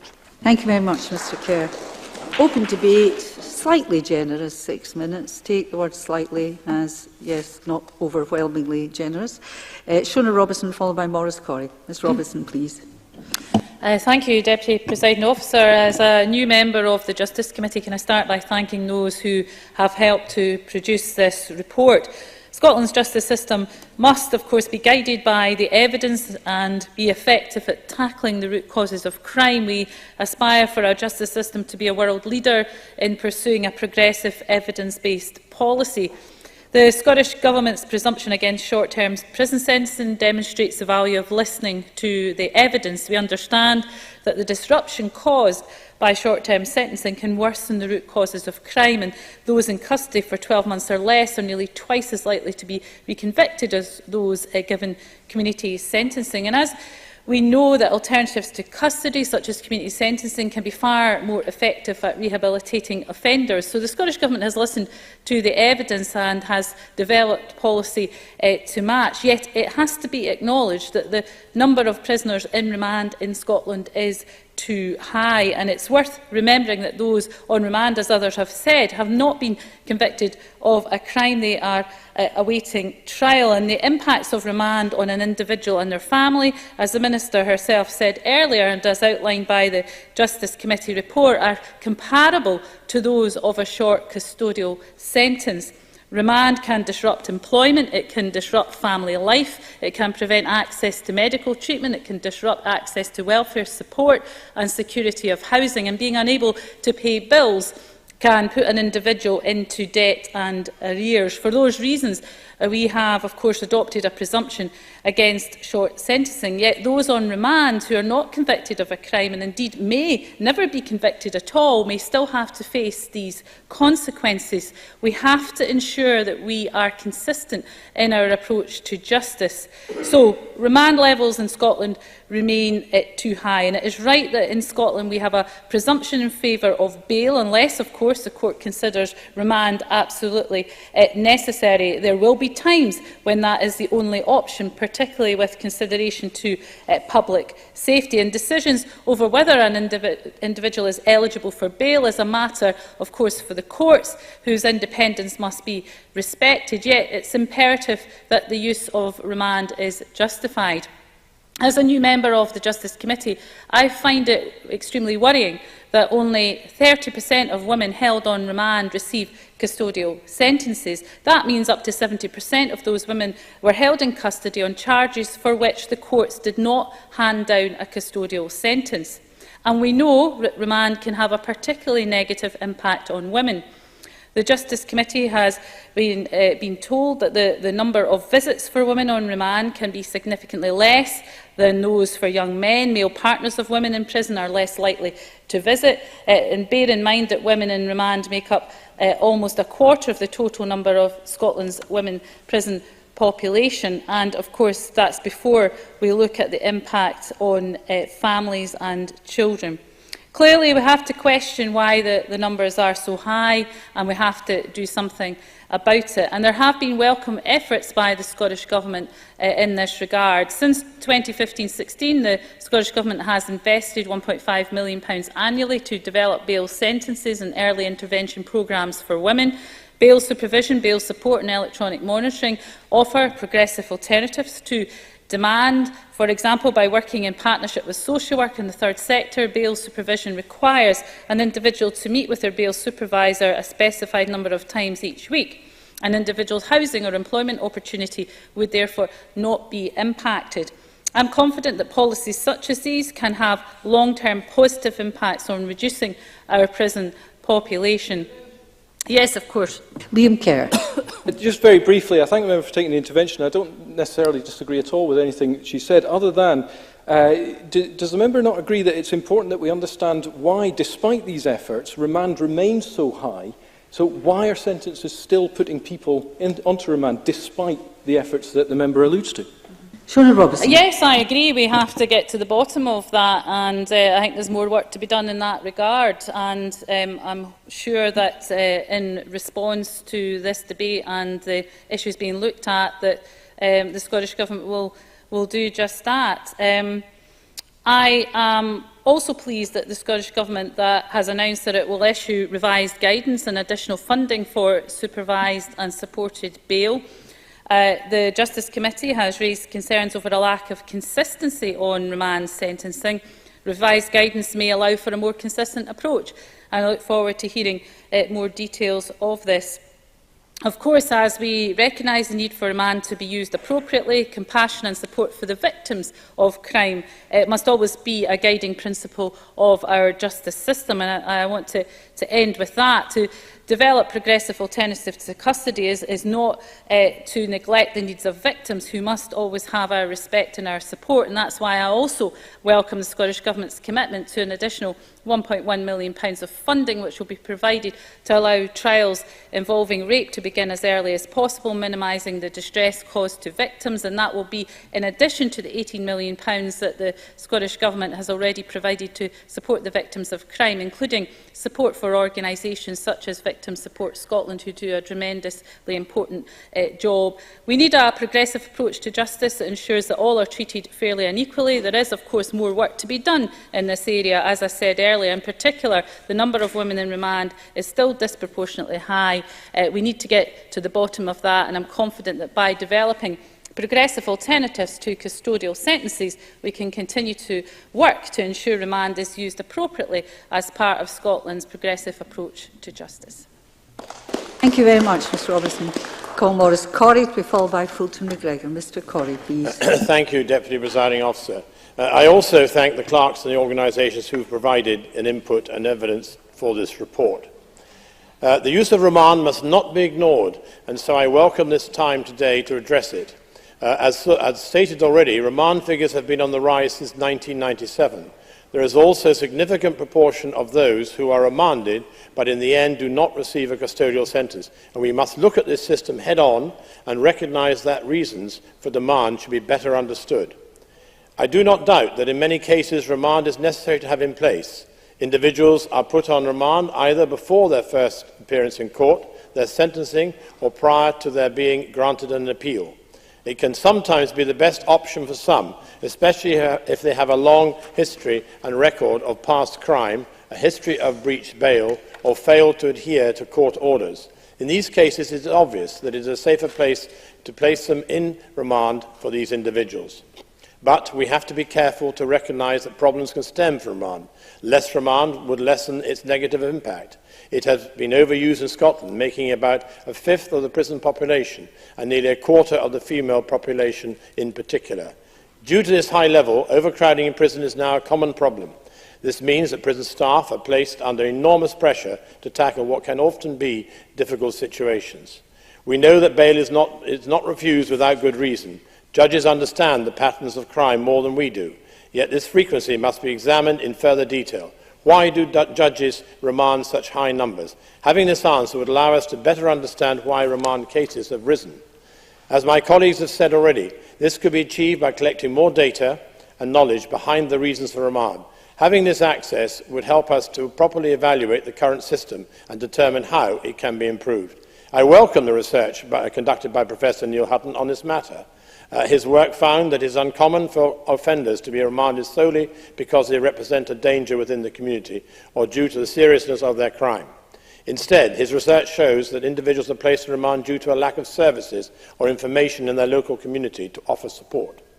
There are hosts of issues that can arise from a person being placed on remand. Their lives can be unnecessarily disrupted. While on remand, employment prospects are lowered and housing situations become less stable. Relationships and healthcare can often struggle to continue. And I'm especially concerned about the toll of remand on health, and particularly mental health. The uncertainty of this time in prison can potentially worsen feelings of anxiety and depression in vulnerable individuals. Surely this must make it harder for them to escape the increasing likelihood of reoffence.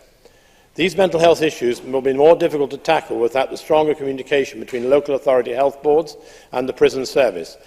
This lack of dialogue means that some offenders can slip through the cracks in the remand system, and the Scottish Government must not allow this to happen. As the Justice Committee has heard, remand time is largely unproductive with limited opportunities for rehabilitation. This fails to stop the damaging effect on both the individual placed on remand and their families. As the charity Families Outside found out, the time on remand is too short to allow proper engagement between the offender and their family to kick-start changes that they can make in their behaviour. As the Justice Minister found out, parental imprisonment can have a strong impact on children and can lead to offending behaviour in the future. And I believe it would be more valuable to have a greater focus on rehabilitation activities for those on remand from the start. Constructive programmes encouraging education and work would be far more beneficial and would help their sites focus beyond the prison walls. This could break up the cycle of crime and reoffending as we see in our communities, and it would create avenues for purpose that can redirect the lives of offenders. Currently, remanded prisoners fail to be offered a robust support system upon their release. The challenges they face outside prison, such as welfare and housing, have not been handled as seriously as they should have been. Rehabilitation services would encourage this support to be readily available for their release, to decrease the likelihood of reoffence and therefore the burden of remand. And stronger communication is needed between the various bodies within our criminal justice system. This would ensure that information on the best support programmes are considered, rather than placing offenders on remand, and stronger collaboration between housing groups and the prison service would help to meet accommodation needs, with great advice on offer. And Deputy Presiding Officer, in conclusion, remand should not be an unproductive one-size-fits-all system. For some, support needs to be more readily available to effectively rehabilitate their lives. Thank you. Thank you very much, Mr Corrie. I call Fulton MacGregor to be followed by Mary Fee. Mr MacGregor, please. Thank you, Presiding Officer, and I welcome this opportunity to speak in this very important debate. When we were doing the inquiry, I was a member of the Justice Committee, and I'm pleased to say that I am again, having just been back onto the Justice Committee recently, and I would like to, as others have said, express my thanks to the clerks for the amazing work that they've done. I'll also just quickly make a declaration of interest as a social worker registered with the SSSC, a previous experience in the justice field. The number of remands are decreasing, although they do remain very high, Presiding Officer, and Committee explored the possible reasons for this, the impact for the person remanded, and of course the possible solutions. Evidence from Committee has suggested that time spent on remand can result in a significant disruption to an individual's life and their wider family. This can mean in terms of an individual's benefits, their housing, their employment, their education and their medical treatment, as well as having a negative impact on the accused's family and children. Some families may experience considerable stress, especially where procedures are unfamiliar and outcomes unknown, with consequential impacts on their physical and mental health. This, for me, was the main focus of the inquiry. The Scottish Government have made considerable progress in terms of implementing the presumption against short-term sentences, but remand periods are in effect a short-term sentence. In some ways, they are even worse. David Strang, already quoted from Her Majesty's Chief Inspector of Prisons for Scotland, for example, stated to Committee, in general, the regime for people on remand brings reduced opportunities for activity, education and work. And I agree with this. Remand prisoners are restricted in terms of visits, access to the gym, exercise and taking part in educational studies or any meaningful work. Indeed, they spend much of their day in their cell awaiting the forthcoming court appearance. Remember that this is before they have even been convicted of any offence or wrongdoing. We must, however, acknowledge that there is appropriate use of remand, and I know others have said that, and as the then Cabinet Secretary and the Minister today rightly pointed out, it is a matter for the courts. However, it was agreed, and there is a general consensus, that we all must work together to reduce the need for unnecessary use of remand, and with the majority of those remanded spending an average of 26 days in prison, it must be noted that this is a lengthy period. Surely there must be a better way to move forward. Yes, certainly. Liam Kerr. Just purely on that point, you talked about unnecessary use of remand. I'd be interested to know how the member can understand if it is unnecessary without knowing why it has been implemented in the first place. Fulton MacGregor. Member, for that point, it is something that I'm going to come to in the report, but the member knows as well as I do that we took the evidence on Committee together, and we know that remand isn't used lightly by judges, by sheriffs. However, there is an element there of remand being used for circumstances that I think we could move away from. But as I say, I'll come back to that. Because there is a major impact on the lives of those who are subject to remand. Remand does not impact positively on rates of recidivism. In fact, it leads to an increased likelihood of offending. Housing benefits, etc. are all affected, as I have said earlier. Access to medications and other health initiatives and interventions can be limited or even in some cases cut off for a short period of time. And as we've already heard, the impact on an individual's mental health can be major. This could be due to a lack of access to treatment, contact with family and the experience of being remanded itself. And reflecting on the evidence Anne Pinkman gave us, Remand should never be used as an alternative to a mental health facility. In fact, just this week a constituent told me about a situation where a family member's involvement with the criminal justice system and court appearances was in fact the result of mental health issues and has subsequently led to treatment. I am pleased that as part of the mental health strategy, the Scottish Government have committed to funding 800 additional mental health workers in key settings, including prisons. And also other members have spoken about the impact on women and young people particularly, and that was highlighted through committee. But we need bespoke solutions for women who offend and for young people who offend, and I'm pleased about recent funding and community justice projects in these areas. But some of the most powerful evidence we heard, Presiding Officer, during the inquiry was on the impact of children and families. Liam Kerr, of course, has mentioned this. The stress and stigma caused to families is one that can be difficult for us to imagine. Families outside described impact on children and the trauma it can be caused by the arrest and the subsequent remand of a parent. And of course, we must remember that the opposite can be true. And I can go back to my time as a social worker in children and families, when a period of remand was perhaps for a domestic abuse offence and removed a perpetrator from that situation. So we must understand that there is also other circumstances where people can be kept safe. Acknowledging that there is appropriate use of remand and what can be done to reduce it, particularly where the main reasons are around chaotic lives, missed court appearances, etc., perhaps answering Liam Kerr's earlier question to me. So what I'm saying is where there's not a concrete danger to threats or threat to others, and that was something that we heard through the inquiry. And my belief is it's more intense community sentences is the answer.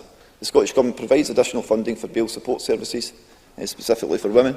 I'm supportive of bail supervision services and had a good experience with this resource while working in South Lanarkshire. And unlike remand, bail supervision does not disrupt families and communities, and through intense intervention does not adversely impact on employment opportunities and stable housing. Bail supervision through social work or the third sector for somebody who would otherwise be held on remand or released on bail. They meet with their bail supervisor in a specified number of times a week. Usually, it can be up to every day actually, but usually 2, 3, 4 times a week. And just yesterday at committee, we heard from third sector organisations that would often be well placed to carry out this work if local authorities can't, such as, for example, Sacral. 1.5 million has been invested annually since 2015-16, specifically for the development of bail supervision services and early intervention schemes. And courts could also consider arrangements for those already on community orders who perhaps pick up another offence, perhaps folk that are already on supervision orders. More communication between courts and social work is something that came up. This did happen in my area when I was employed in social work, but we heard through the committee it was patchy across the country, and there's perhaps something we can do there. Presiding Officer, I actually had more to say, but I can see that I'm running out of time. So I would like just to end on that I'm pleased that the Scottish Government is committed to ensuring remand is only used when necessary and appropriate. And in the programme for Government 2018, the Scottish Government announced that they will issue revised guidance and provide additional funding for supervised and supported bail to ensure that remand is only used in these circumstances. And I hope that if we were to go back and committee was to take evidence on such an inquiry in the future, that we would see that those steps have been taken and that they have worked. Thank you, Presiding Officer. Thank you, Ms MacGregor. Can I remind members, I said there was room to be slightly generous with time, so don't fash yourself. If I thought you were taking too much time, I'd have shown you. Take Mary Fee, please, to be followed by Ruth Maguire. Ms Fee, please. Thank you, Presiding Officer. I want to thank the Justice Committee for the in-depth analysis that they've carried out in their inquiry into the use of remand in Scotland. And during my time on the Justice Committee and through numerous meetings I have had with organisations involved in the criminal justice system, I have heard about the long-standing issues around remand and the impact its overuse has on individuals, on families and on the justice system. And I do welcome the analysis and the findings of the inquiry, and I hope that they act as a starting point for the Minister and for the Scottish Government to reduce the use of remand and to limit the impact on families, on children and on the health and well-being of those on remand and serving custodial sentences. And, Presiding Officer, most of my contribution today will focus on the issues faced by women in the justice system. And colleagues will be aware that this is an area that I have given great focus to in my time in Parliament. And can I also at this point remind colleagues of my involvement with the cross-party group on families affected by imprisonment, and also with the newly formed cross-party group on women's justice. And in assessing the average daily population by type of custody for the decade between 2007 and 2017, the statistics tell us that women are more likely to be in remand than men, despite there being a decrease in both sets of figures for men and for women. We do need to have a clearer understanding of why there is a gender disparity, and a further understanding on the impact that this has on children and on families. And the Commission on Women Offenders, which reported 6 years ago, acknowledged that there has been some progress on the recommendations, and it is clear that women remain at a greater risk of re-offending and falling into destitution as a result of a period of imprisonment. And the complex needs and issues that women offenders experience can exacerbate pre-existing trauma and pre-existing mental health issues. That's why we need alternatives to prison, such as wraparound health and social care programmes, and they are vitally important. It is, however, fundamental to the success of these types of programmes that funding is guaranteed, and not only that, that support is tailored to the need and is in place for as long as people require it. And evidence to the committee has shown that 80% of women in custody have experienced trauma and abuse. And without the appropriate support in and out of prison, then long-term problems associated with remand and re-offending will continue to impact disproportionately on women. This also has an impact on public funding that goes directly to the criminal justice system and to the external organisations that support women. And in the many meetings I have had with third sector organisations, I often hear about the unintended consequences women experience when held on remand. And one of the most distressing concerns is that women receive fewer visits when on remand or sentenced, and are more likely to lose contact or be physically distant from their children. And this is partly due to the provisions of the Women's Estate. Homelessness is also a major worry, as the committee have recognised in their report. Single women and single mothers often find themselves losing their tenancy when held on remand, even for a short time, or if they are given a custodial sentence. Ensuring that alternatives to remand are available will be beneficial to women and families. But resources must be spent throughout the process to directly support women and to prevent homelessness. And these alternatives to custody should also provide support to the whole family. Children can and are being unfairly punished and often forgotten in this process, especially if they are taken into care. And colleagues across the chamber will be aware that I have frequently spoken of children as the forgotten victims of crime, suffering loss and distress, with no help and no support. Partnerships between statutory services and the third sector are crucial in keeping families together as a result of parental imprisonment. Evidence to the committee shows that alternatives to remand, such as the Glasgow Women's Supported Bail Service, reduces the damaging impact of imprisonment and increases positive outcomes. Addressing the underlying cause of women's offending is key to that. And third sector groups like the Prison Reform Trust, Families Outside and Turning Point Scotland are vital to identifying and addressing these issues. They can be caused by poverty, by family breakdown, by mental health and by drugs or alcohol abuse. And as a final point, I agree with the committee that supervised and supported bail programmes should receive more funding in the next budget and be made readily available to those that could benefit from them. In closing, Presiding Officer, I want to stress that prison should be a last resort. If you are found guilty of breaking the law, then you should expect to receive some form of punishment. However, too many people end up in prison, especially through the remand, where more suitable options should be available. Tackling the underlying causes of crime, substance abuse, poor mental health, poverty, they should be a key driver in the Scottish Government's plans to assess remand and break the cycle of reoffending. Thank you. Ruth Maguire, followed by Oliver Mundell. Presiding Officer, short-term imprisonment is often ineffective, and reducing the use of ineffective short-term imprisonment and increasing the use of robust bail options is part of a smarter approach to tackle offending and make our communities safer. Evidence indicates by weakening social bonds and decreasing job stability, it's possible that short-term imprisonment can actually increase long-term offending. And it's the importance of those social bonds and the impact on families and children that I'd like to focus my remarks on today. I recently took part in Send Your MSP to Prison, organised by Families Outside. Families Outside is the only national independent charity that works solely on behalf of families affected by imprisonment in Scotland. I'm grateful to them for the opportunity to experience a flavour, and it could only be a flavour, of what families experience, and for the work that they do supporting families and professionals. I travelled from my home in Irvine to Kilmarnock Prison. That was 2 buses and about 30 minutes of walking at a cost of £8.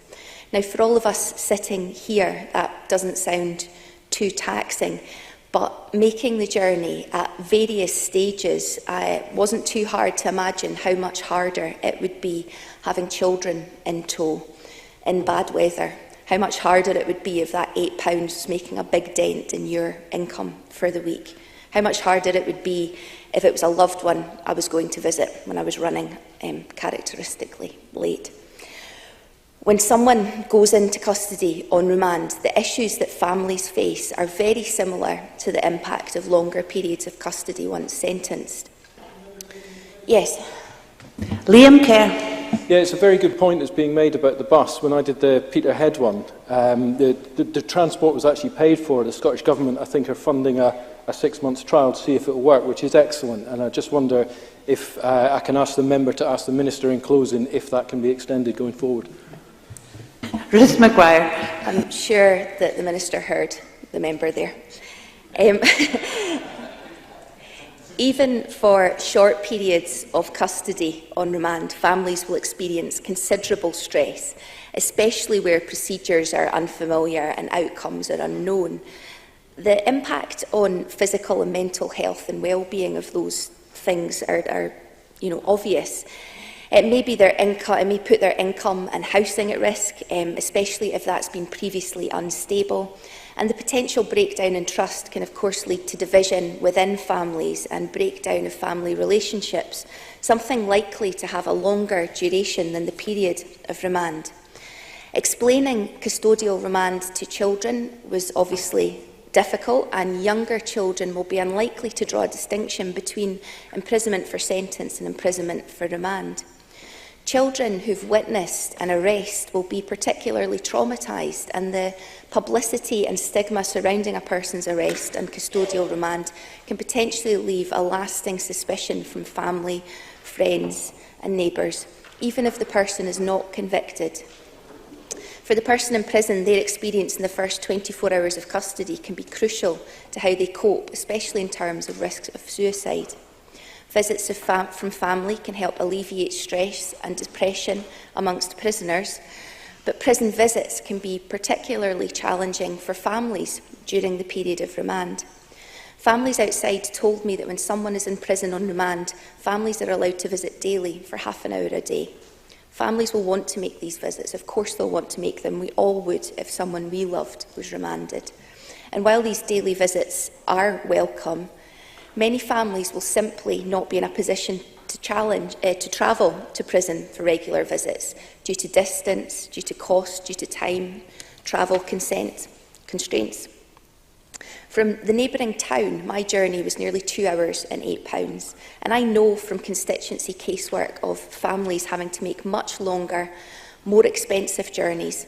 And I also know the heartache experienced when they're simply unable to make those visits because of distance or finance. The Justice Committee took powerful evidence about the impact of placing a person on remand. Concerns included a lack of information about court procedures, loss of trust and breakdown in relationships, impact on physical and mental health, and worries about what to tell children. Families of offenders or alleged offenders are not guilty. Children of offenders or alleged offenders are not guilty. I want to acknowledge the many folk doing good work in this area, and in particular mention and give grateful thanks to Families Outside, East Ayrshire Play Motivators, Centre Stage and the prison officers who I saw firsthand doing their very best for families and children visiting Kilmarnock Prison. Parental imprisonment is recognised as an adverse childhood experience, and acknowledging and that childhood experience can in itself lead to offending behaviour. Presiding Officer, I recognise that bail decisions are of course a matter for the courts, and in closing say that I welcome the Scottish Government's commitment to reducing the high rate of imprisonment in Scotland. But we must never forget that the families of offenders or alleged offenders are not guilty. We must never forget that the children of offenders or alleged offenders are not guilty. And if we aspire to become a trauma-informed nation that breaks cycles of harmful behaviour, then all of us must do absolutely everything in our power to minimise the disruption and upset in children's lives when a parent offends, quite simply because that's the right thing to do. Thank you. Oliver Mundell, followed by Stuart Stevenson. Thank you, Presiding Officer. I would like to join members and put my thanks on the record to the whole Justice Committee and the clerks for producing this vital report. There can be no doubt that the number of people on remand appears to be too high, and the reasons for that need to be interrogated further. I think we must make it clear, though, that the safety of our communities should come first in these matters. As the committee have clearly stated, remand should always be used where necessary for public safety. But it can also be a blunt tool. The state exercises a great power over the individual when it comes to the removal of their liberty. That power must be matched with the highest possible level of responsibility, especially when the person being locked up has not yet been found guilty of a crime, and indeed, as others have pointed out, may never be. And it's not only a removal of liberty. Spending a few weeks in jail can mean losing your job, your home, and your family. Chaotic lives are inadvertently made more chaotic by a system, and it is that much harder to rebuild your life when you eventually leave prison. So there has to be very good reason for refusing bail. Sheriffs tell us that it is always there and that they don't make these decisions lightly. It is difficult to disagree. Judges are, of course, the experts, and we should, as a general principle, not interfere with their work. They are rightly independent from politicians, and it is for them to decide on individual cases, and that should always remain the case. However, as the committee have so correctly pointed out, there is no way to meaningfully analyse the prevailing reasons that judges give for remand. We can only address any problems that may exist once we start to understand systematically what's going on by recording why bail is refused. As my colleague Liam Kerr has already made clear, we need to be gathering that data as the first step. Whatever action the government takes has to be led by evidence, and at the moment there is simply not enough evidence to conclude anything. Regardless, alternatives must be readily available when they work. One of the most compelling parts of the Justice Committee's report was the evidence that something as simple as a text message to the accused on the day before trial has the enormous potential to improve attendance rates at court. If those rates can improve, we can get to a position where we're more sure that someone's going to turn up and therefore might not need to be in remand in the first place. So text messages have promise. We do it for things like GP appointments, and the technology has been around for a while now. It's a common sense approach, and I think we should all support it. I'd urge the Government to get moving with a pilot in one or more courts, as the committee has recommended. Finally, I would like to touch on the lack of opportunity offered inside prison walls. Even if remand is too high, there will always be a need for it to exist. Where there is a clear risk of reoffending or interfering with witnesses, or where the suspected offence is of the most serious nature, remand will always be necessary. However, there is a problem, even where people are on remand, where there's a lack of work and education within prison, and this will continue if nothing is done. There has been a decline of purposeful activity generally in our prisons recently. There was a drop of nearly 300,000 hours in the last year alone, and it's now at its lowest level since 2011. That, to me, is not good enough. The number of vocational qualifications completed in Scottish prisons is also plummeting. Again, not good enough. This is unacceptable and must be reversed. We know that meaningful activity is crucial to rehabilitation, and there must be an effort to ensure remand prisoners are using their time to work or learn. This will help not only them, but will help and serve our communities. Presiding Officer, remand must always be an option to keep victims and the public safe. But we need more data to find out whether or not it's being used effectively. If anything, this important work that's done by the committee has shown that point, and it deserves action and attention from the Government. It cannot be beyond the Government's power to get on top of this issue and to help members, help the witnesses, help the individuals, families and communities affected by this issue to understand what's happening around remand so that we can make better policy, so judges can be clear about the decisions they're making and the effects they have. Thank you.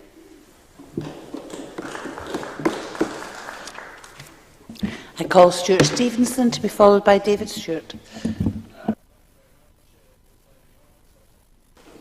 I previously was the SNP Shadow Deputy Justice Minister between September 2004 and May 2007, and as such was responsible in particular for prisons. So I'm fortunate to have visited prisons in 4 countries and found very different patterns to which they work. In my own parliamentary constituency, I, right from the point I was elected, had Peterhead Prison, which was originally opened in 1888, a classic Victorian prison long overdue for replacement. Now we have the modern HMP Grampian serving very different purposes, and much more of a local prison for a mixed prison population, including remand prisoners. It's worth making the point, I think, that this report, which is wide-ranging in its scope, makes many interesting and useful recommendations, is leading to this very useful debate. The thing I want to perhaps start on is the subject of statistics, which I think almost every contributor to the debate has made some comment on. I'll just make a few observations. In the 270-plus committee meetings of justice, which I have attended since being elected, it feels even more, presiding officer, sometimes. We've made visits to many different places, and one of them I remember in particular was a Monday visit to Glasgow Sheriff Court. I think there were 8 courts running in parallel. The court we were visiting was the weekend incarcerations. We had 59 appearances in the hour that we were in that court. And a fair number of them were ending up as remands. And you have to ask yourself the question, how much consideration therefore was given to the remand process when you're spending about a minute per case? And I think that's a good and valid question we should properly ask ourselves.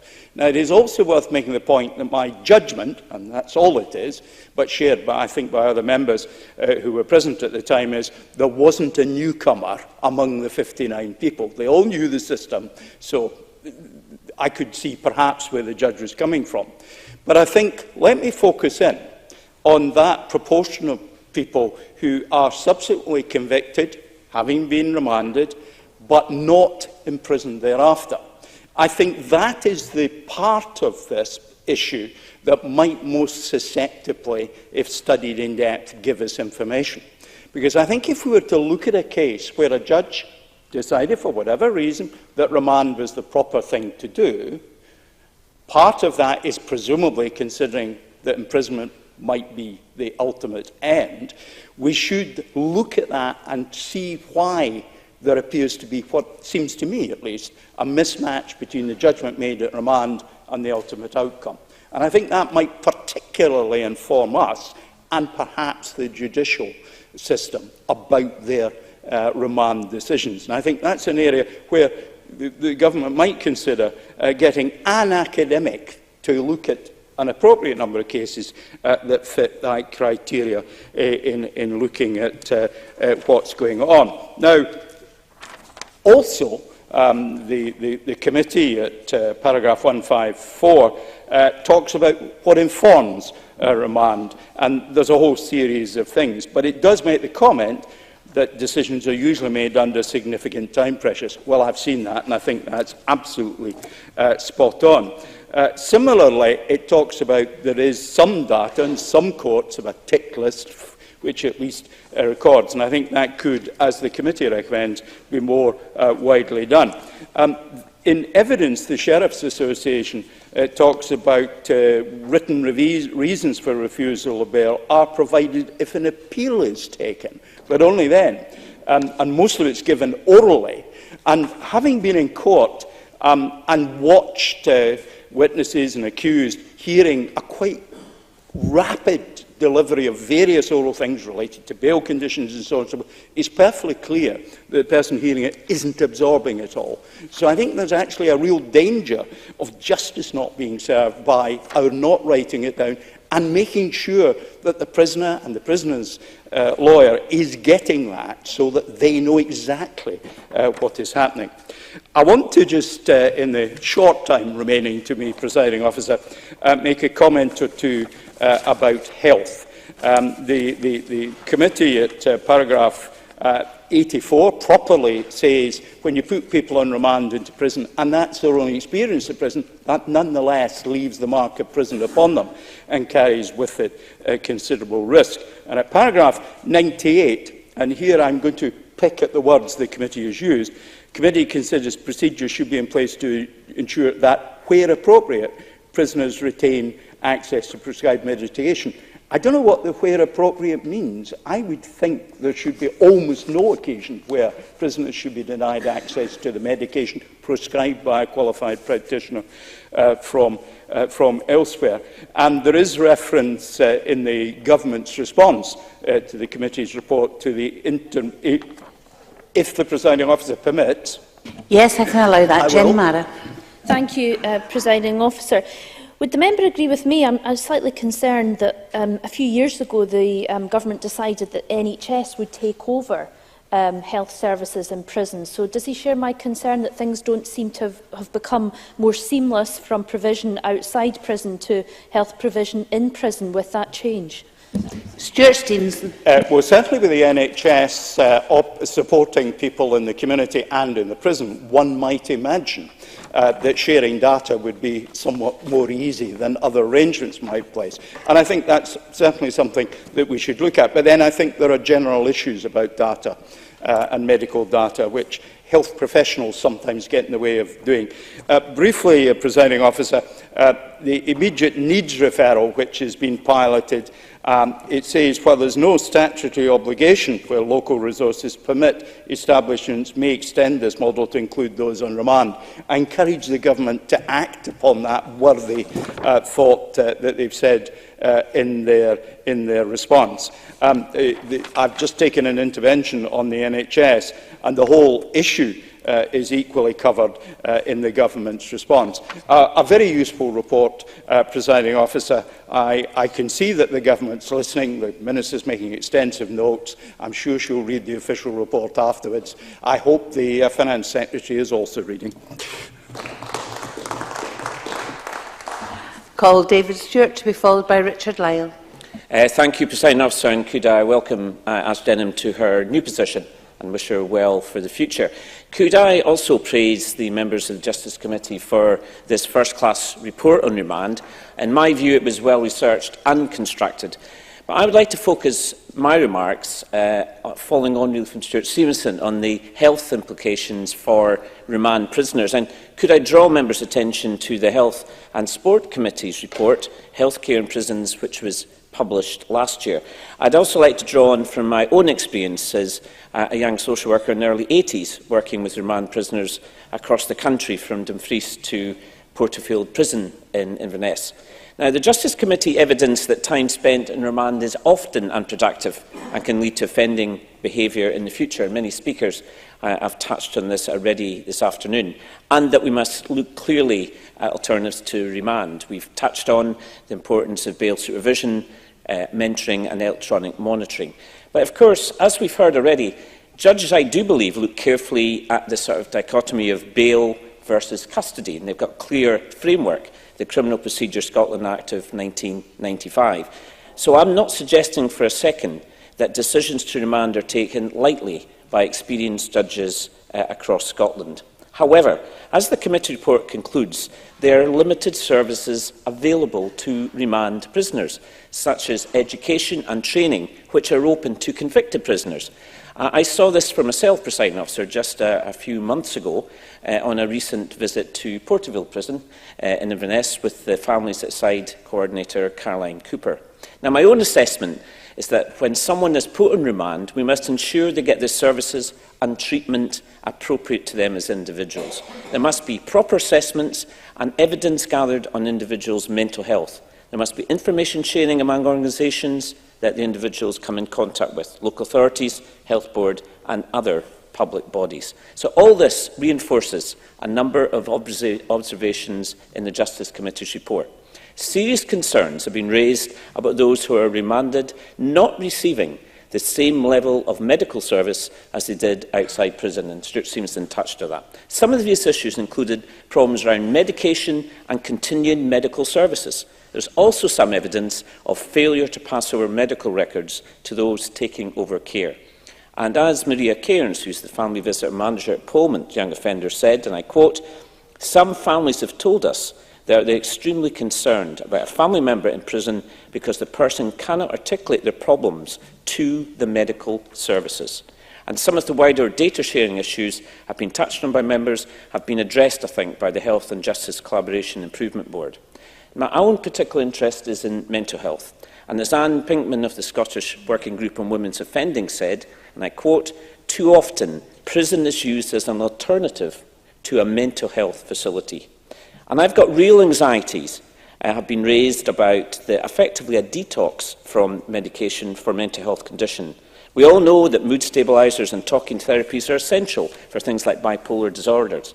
And we know that a staggering 70% of prisoners have some form of mental health problem, and that includes remand prisoners. So the current position, which was reinforced in my recent visit to Porterfield, is that a prisoner will see a qualified nurse and see a doctor within 24 hours. However, the committee has heard some evidence that remand prisoners have sometimes had their medication removed while waiting to be assessed by a prison-based NHS staff. This will have serious effect on prisoners. And frankly, Presiding Officer, I hope the Minister can touch on this in her wind-up. I have no idea why this happens in prison, and we really have to get to a grip with this. So I fully support the Justice Committee's recommendation. What we've got is a postcode lottery for care, depending on what prison and which health board is involved. So we really need to look carefully about our information sharing, which involves IT systems and new protocols. If I can touch on to the Health and Sport Committee report, which I touched on earlier, and tie the two together, as we've heard, in November 2011, provision for healthcare in prisons transferred from the Scottish Prison Service to the NHS. Now, there's been a whole series of issues raised about the deployment of healthcare staff across the prison estate and the differences between establishments. So currently, there's no national workforce standard in place, and the Health Committee recommended a minimum workforce standard in their report, which will hopefully address these issues. And just for information, which I picked up just this afternoon, in terms of prison workforce planning, particularly for health provision, there's actually a tool in preparation, but it's going to take 5 years before it's effective. And one point which I don't think members have picked up that I'm aware of, as members will know, next month there will be a smoking ban across the prison estate, which many members, including myself, will have sympathy with. This will affect remand prisoners who smoke. However, vaping, of course, will still be allowed. On my visit to Portfield Prison, some concerns were raised by staff about the short-term implications on prisoner behaviour that this may well entail. Now, many public health initiatives in prison, such as alcohol interventions, bloodborne virus testing and various screening, do not always involve prisoners on remand, even though they may well have benefited from them. And as the Health Committee concluded, there is a lack of national indicators applicable to prison health care. And the other key point, Presiding Officer, is that prison healthcare staff cannot currently electronically prescribe medication. It's all kept on manual records. This is very challenging. 75% of all prisoners are in receipt of prescription drugs. And as the Chief Inspector of Prisons has argued, many prisoners, of course, have very poor health. And he said, prisons should be well placed to tackle health inequalities. So to improve health, we must also identify prisoners' long-term conditions or conditions they're at risk of. For example, obesity, diabetes, heart disease and cancer. However, access to national screening for remand prisoners is needed. For example, they should be tested for bloodborne viruses like HIV and HCV, which is the hepatitis C virus. But testing is currently inconsistent, it's poorly managed, and the treatment is not confidential, which clearly discourages testing and therefore treatment. It should be noted, however, that there is a short-term working group set out to look at guidelines on consultation and BBV testing as we speak. So in conclusion, Presiding Officer, I think this has been an excellent report which provides a policy platform for changes to both justice and health programmes in the future. I'm very concerned about health postcode lottery in prisons, and I would echo the conclusion of the Health and Sport Committee, which expressed disappointment about the opportunities to address health inequalities. Remand prisoners, who are by definition untried, face unique challenges and stigma. Remand prisoners are often described as the Cinderellas of the health service. Let's have a new focus and get them central stage. Thank you, Presiding Officer. The last of the open debate contributions is from Richard Lyle. Thank you, Presiding Officer, and I also welcome the Minister to her post. Can I begin this afternoon by welcoming the opportunity to contribute to this debate in the process of remand in our justice system. In the early 1980s, as a district councillor, it was my privilege to be nominated as a Justice of the Peace to serve on Motherwell District Court. After appropriate training, I sat in the court twice a month. Over the years, I heard various cases regarding breach of peace, TV licensing, motoring offences, neighbour disputes, multiple of other topics, including the interesting way of signing warrants. It certainly was an interesting experience. Because of that experience, I have come to the conclusion that remanding individuals should be seen as a last resort option and not as a commonly used practice. Of course, situations do exist where a person waiting for trial is a threat to society, and in some way, then remand should be used in that case. In cases such as that, it is right and proper that they be remanded for the sake of public safety. Unfortunately, many believe that remand is being used far more often than necessary. When the use of remand is necessary in certain circumstances, the remand levels in Scotland are high. Often, remanding is counterproductive and undermines our goals of bettering our society and upholding justice, ambitions that I would hope that all across this chamber share. The Scottish Government has stated in the Programme for Government 2018-19 is committed to ensuring that remand is used only where appropriate However, practical action needs to be taken to achieve this objective, and I would be very interested in the Minister's view of how this can be achieved.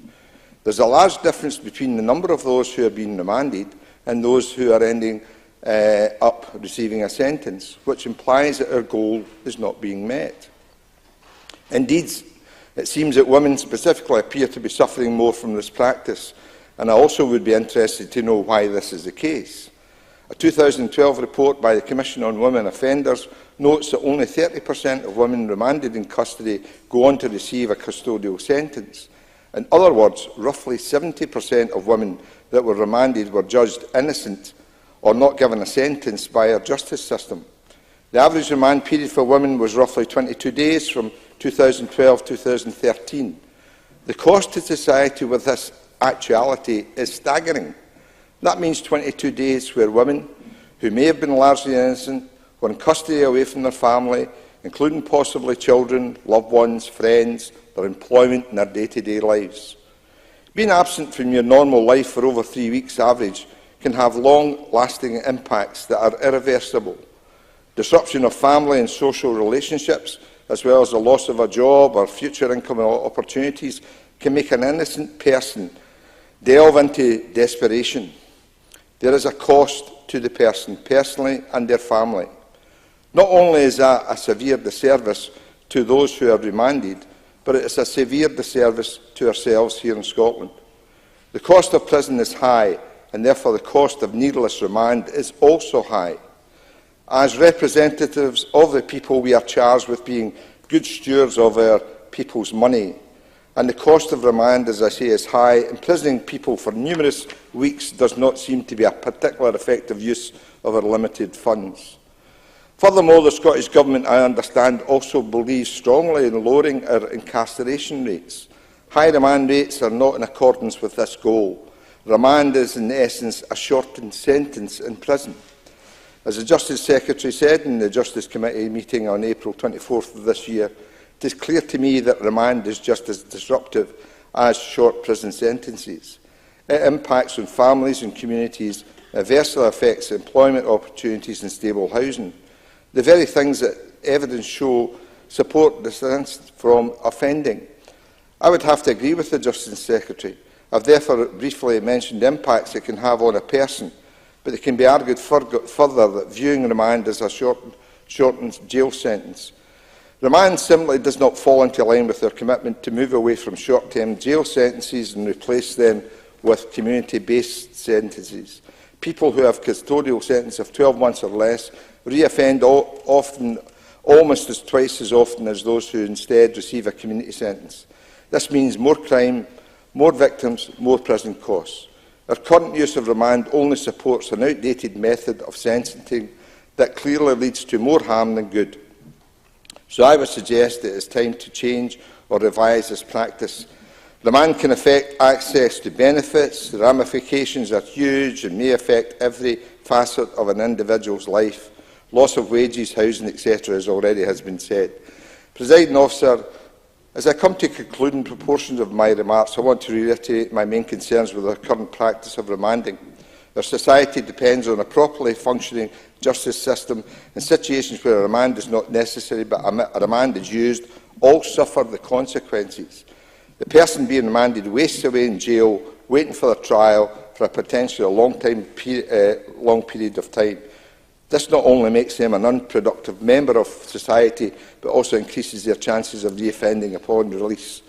Our justice system should seek to turn what some people say are criminals into productive members of society, not the other way around. There is obviously a need for action on the current use of remand in our courts in order to improve our justice system, improve our country. After today's debate, I would be interested to know what action the Government can take to draw this fact to our court officials to take action to reduce remand. And I, for one, hope that we do take that action. Thank you. We now move to the closing speeches, and I call on Jenny Mara for a generous 6 minutes, please. Thank you very much, Deputy Presiding Officer. It's been a great honour to sit through this debate this afternoon. I think it's been a very enlightening debate, and I think the great privilege to be part of. It's been a few years now since I sat on the Justice Committee, but I remember thinking when I was asked to go on the Justice Committee that it was really not appropriate for me to sit on that committee unless I had been into some of the prisons in Scotland and seen for myself the conditions of those prisons and the kind of punishment that we send our prisoners to. And it was at that point, Deputy Presiding Officer, that I had the opportunity to visit HMP Perth, HMP Polmont, HMP Cortonvale and HMP Castle Huntly. And across my visits to those 4 prisons, I really got a flavour of the kind of regime that prisoners in Scotland operate under. They were not easy visits to do, Presiding Officer, as colleagues across the Chamber will know, and anyone who who labours under the thought that prison is some sort of easy option, I don't think would come to that conclusion, having visited any of our prisons. I think the discussion of remand this afternoon has been very, very useful, and for me there are a couple of clear conclusions from this afternoon's debate. But let's not be under any illusion. Remand is a relief, and it's a relief for victims of serious crimes and for public safety when it is used properly. And remand protects the public. That is one of the Sheriff's considerations and the High Court's considerations on remand. It can be justified by accused previous convictions, and sometimes it is the only way that the court can get the accused to appear in court. Remand can be used when sheriffs just can't get the accused to appear, and often that can be because life is so chaotic. But it is my understanding, Presiding Officer, that sheriffs do want to use alternatives to remand. And that, for me, is one of the main conclusions from this afternoon's debate, because there's been a lot of discussion from many speakers, especially from the government benches, about the alternatives to remand, supervised bail and bail centres. But my big question here for the Minister, and I hope she can address this in her summing up, how widely available are these alternatives? Because Daniel Johnson said in his contribution this afternoon, and he sat through all the committee evidence on this, that they'd heard that sheriffs just weren't convinced that these alternatives are available when the accused is leaving the dock, and therefore go for the option of remand. I don't think bail centres are available right across the country, but I would really ask the Minister to address that point in her summing up. But I think that leads me to our second conclusion this afternoon, that this backs up the need for data on this. And this was a call very articulately put this afternoon by Liam Kerr on the Conservative benches and by my Labour colleague Daniel Johnson. The need for data, the need for the Sheriff's reasons for making the remand decision is vital. We seem to be having this debate in the absence of all of that data, but I do understand it that Edinburgh Sheriff Court has an actual form for its own court records that asks the Sheriff to list the reasons for bail. I would like to see the Government, after this debate and on the back of the committee's recommendations this afternoon, making the pledge that they will roll this out right across the court system in Scotland, so at least we have those reasons and we can come back in a year or 18, I'll take you in a minute, or 18 months' time and look to the reasons and make more informed suggestions about what alternatives should be. I'll take Stuart Stevenson. Stuart Stevenson. I support the general point the member is making, but given that the Sheriff orally states the reasons, I think it could be done by a court official, and that might be more operationally efficient and stop the Sheriff being delayed in doing some of the things he or she is doing. Mr Stevenson, I'm sure that people more informed than us can work out the whys and wherefores of how that and by whom that information should be recorded. What I'm asking the Government today is I think they should make the commitment to get that information recorded and get it back to the convener of the Justice Committee and bring it back to this chamber, and then we will know why remand continues to be so high. I would also say to the Minister, in all good faith, I would consider this, the Labour Party would consider this preventative spend. We still have the problem in Scotland, 10 plus years on from the Christie Commission. Daniel Johnson outlined the cost of imprisonment as £35,000 a year, I think in excess of that. And so if we think we are using remand too much, and there are alternatives that are better and would be more efficient for the public purse, then I think the Minister should see this investment as an appropriate use of public money. Can I just do a short canter, Presiding Officer, through some of the contributions this afternoon? Shona Robison, I think, detailed a lot of remand alternatives, but as Daniel Johnson had already pointed out, as I said, those sheriffs are not convinced that those alternatives are available. I think Mary Fee and Ruth Maguire spoke very eloquently on the issues of families affected by imprisonment. Can I take this opportunity? I know Ruth Maguire is quite new to this, but all the years of work that my colleague Mary Fee has done to represent families and especially children affected by imprisonment, it continues to humble me and impress me how committed she is to that, and I think it's so important to have that strong voice here in Parliament. And I think Ruth Maguire made a very personal and touching speech, and she's right that a trauma-informed nation must break that cycle for children. Prisons are not a place for children to be going. They are not a place for children to be taken out of school and taken to during the day, and we must find alternatives to that. Like Stuart Stevenson, I have sat in Glasgow Sheriff Court, I've seen how quick it is, and I agree with him. Presiding Officer, I think it's been an excellent debate this afternoon, but I really hope that the Minister will address the data points in her summing up. Thank you. I call Michelle Ballantyne for around 7 minutes, please. Thank you. Thank you, Deputy Presiding Officer. I'm pleased to have the opportunity to close for the Scottish Conservatives on this important issue. As many others have said today, the Justice Committee and their clerks are deserving of our thanks for having to put together this report. I think their work has been invaluable, and I have enjoyed the debate and the debate the report has created today. It's actually been very insightful, and there have been some really thoughtful contributions from around the chamber.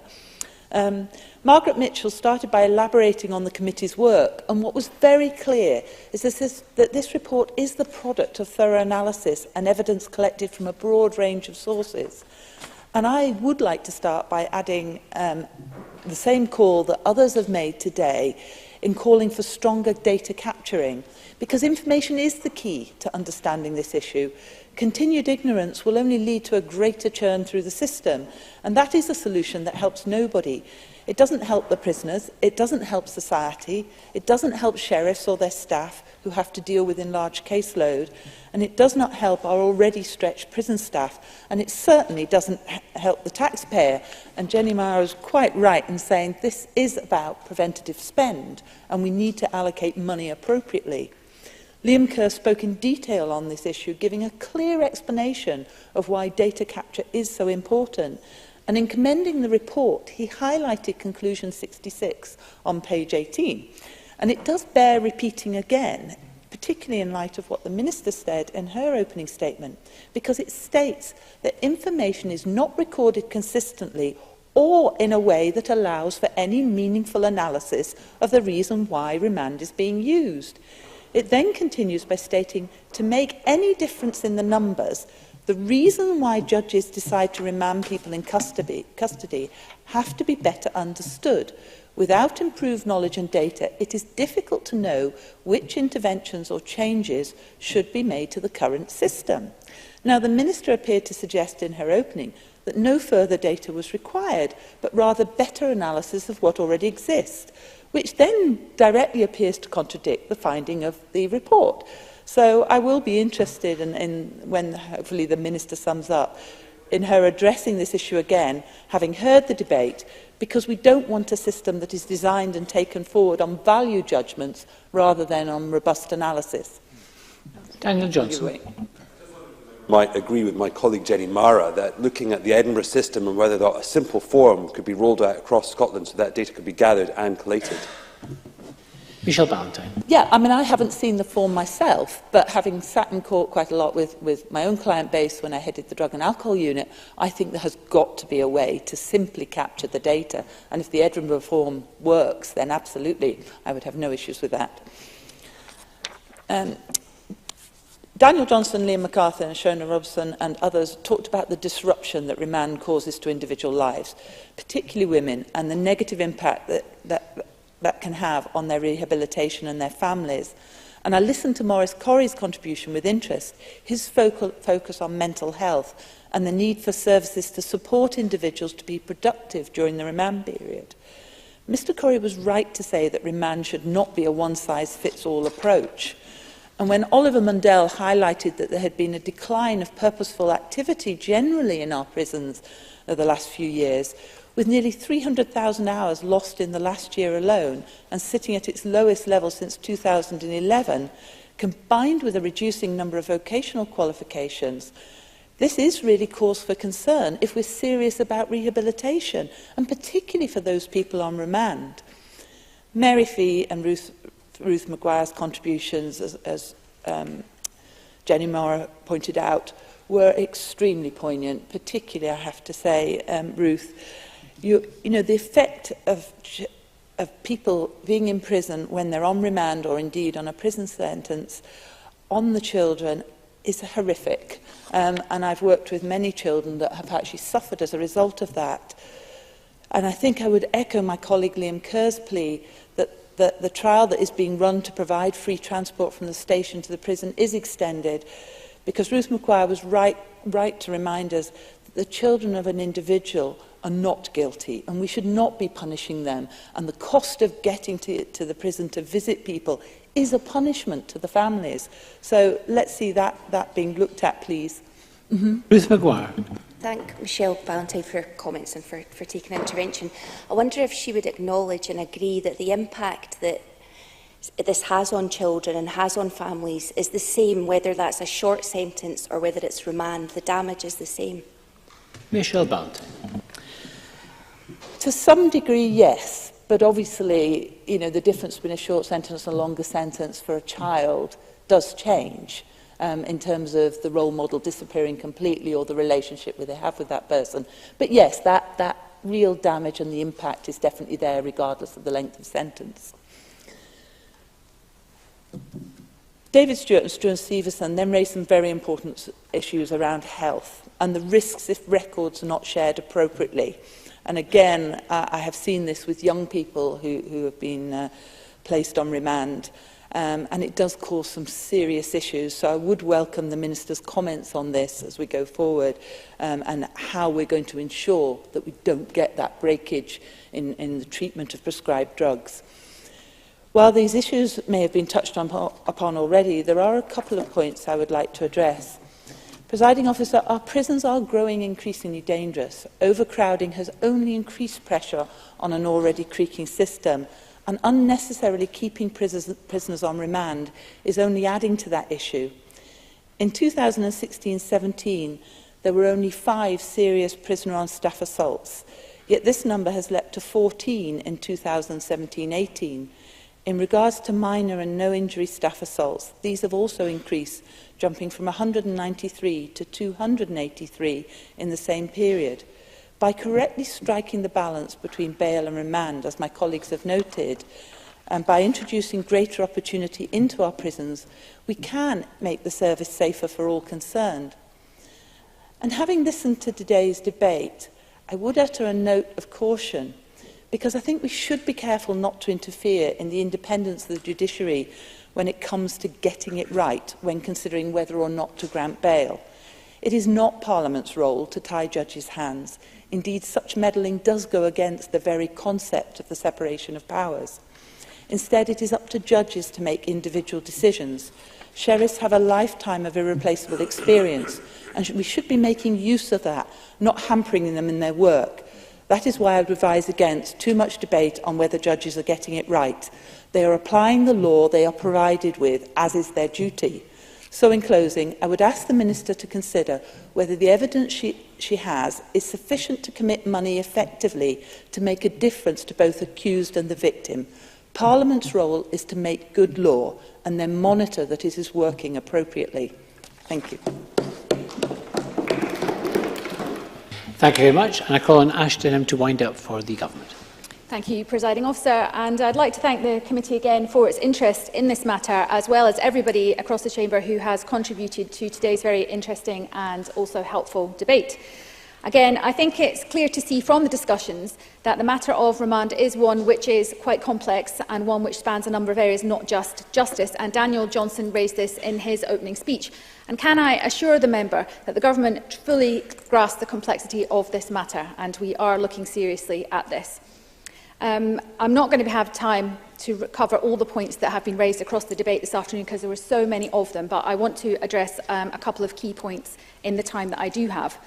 So bail decisions are for the courts alone, and in general bail must be granted in Scotland unless, with regard to the public interest, there's good reason for refusing.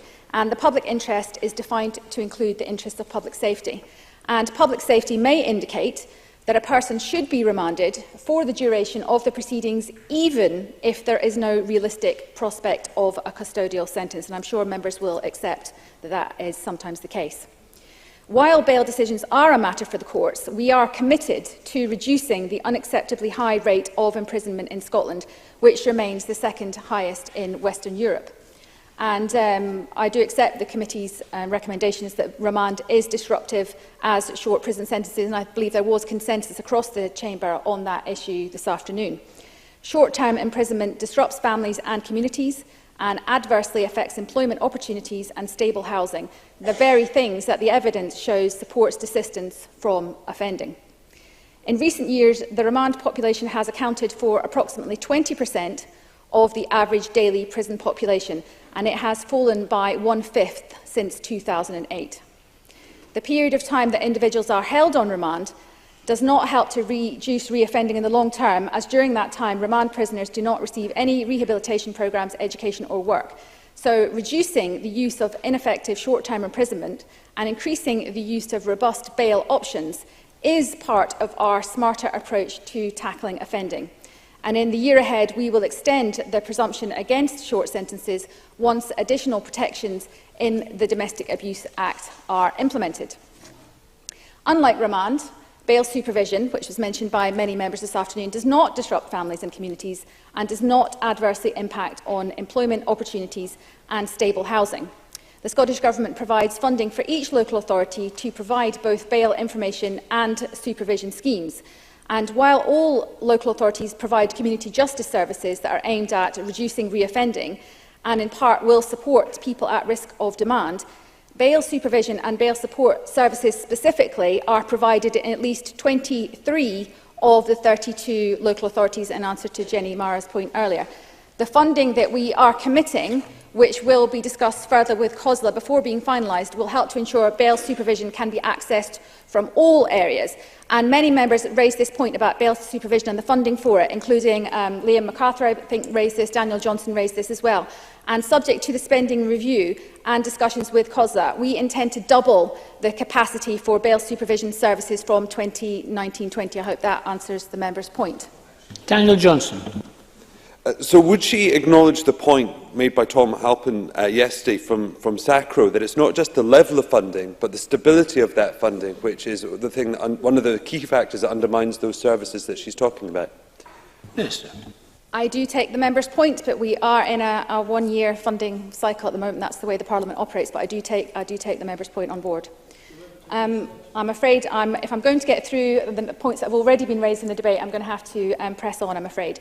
So I wanted to address the issues that were made about women, which were raised by a number of members, including Shona Robeson and Mary Fee as well. The proportion of the female prison population on remand peaked at 32% in 2008-9. And while the proportion of the population on remand is similar for men and women, once the like-for-like comparisons are made, I think particular attention does need to be given to the impact of women on remand. And the Government is looking at this and has taken action specific to women on remand, including providing additional funding of £1.5 million per annum for bail support services, specifically for women on remand, and support for the Shine mentoring service for women in the justice system. And we will look at what more we can do in this area. I'd like to address the points on data now that both yourself and your colleague Margaret Mitchell and also Jenny Mara raised. So many people raised the point about the data collection, and I have some sympathy with this argument, but I do want to note that the Scottish Court and Tribunal Service commented in the written evidence that recording the reason for refusal of bail could be prejudicial to the accused at a future diet. For example, it could result in reference being made in court minutes to a schedule of previous convictions prior to a trial, and the Sheriffs Association made a similar point to that as well. And while it may be possible to extract data from papers when an appeal against refusal of bail is lodged, any such extraction and collation would be a manual process which would significantly impact on SCTS resources.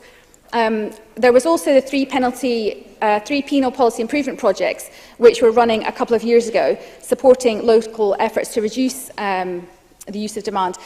These Pathfinder projects collected data themselves, and they found that the reasons for remanding people and found that the reasons were quite consistent, and they mostly related to previous convictions, the nature of the offence, or simply that there was no application for bail. The Lord President has observed that noting of reasons in court would impose a very substantial burden on the clerk and may also then require rechecking by the Sheriff. So, on balance, I have listened carefully to what has been said today in the Chamber, but I'm still not yet convinced that additional recording in court is the most helpful way to impact on the use of remand. There are opportunities, I mentioned these earlier, for further analysis of the existing data on remand, which I think is an opportunity that we should look to see if we can extract more information from the data that we do have to help us inform our work on remand going forward. I want to address now support for families, which was raised in a speech by Ruth Maguire and others. The SPS family strategy puts families and family contact at the heart of supporting prisoners during their time in custody and recognises the positive contribution that this can have on supporting reintegration. The family strategy doesn't differentiate between convicted or remand prisoners, and there are also family hubs in many prisons which hold remand prisoners. And in these hubs, families can access information regarding social services and also other services for their relatives in prison. And I also note that the Scottish Government provides annual funding to each of the prisoner visitor centres as well. So, in conclusion, I'd like to thank everyone for taking part in this debate this afternoon, for their contributions, which will inform our next steps. Our programme for government made a clear commitment on actions to help reduce the remand, to make sure it's only used where it's necessary and where it's appropriate, and we will continue to work with partners to support this. Thank you. Thank you very much, and I call Rona Mackay to wind up on behalf of the Justice Committee, and the Deputy Convener has until the top of the hour until decision time. Thank you, Presiding Officer. Presiding Officer, I'm really pleased to be closing this excellent debate on such an important subject. Ensuring that we find a balance between society's need to be protected and the rights of someone charged with an offence is considered for remand rather than bail is a central issue in our criminal justice system. The evidence we took during our inquiry into remand was filled with personal stories of women and families, of young people, of people struggling with mental health or homelessness or addiction. As the convener stated in our opening speech, during our work we had the chance to visit Circle, a national charity supporting families who face issues related to imprisonment, poverty and addiction. What we heard from them and from their partner organisations is a story of complex problems that lead to imprisonment and that can arise from a period of time on remand. Over and over we heard the words unpredictable, chaotic, addiction, children and health.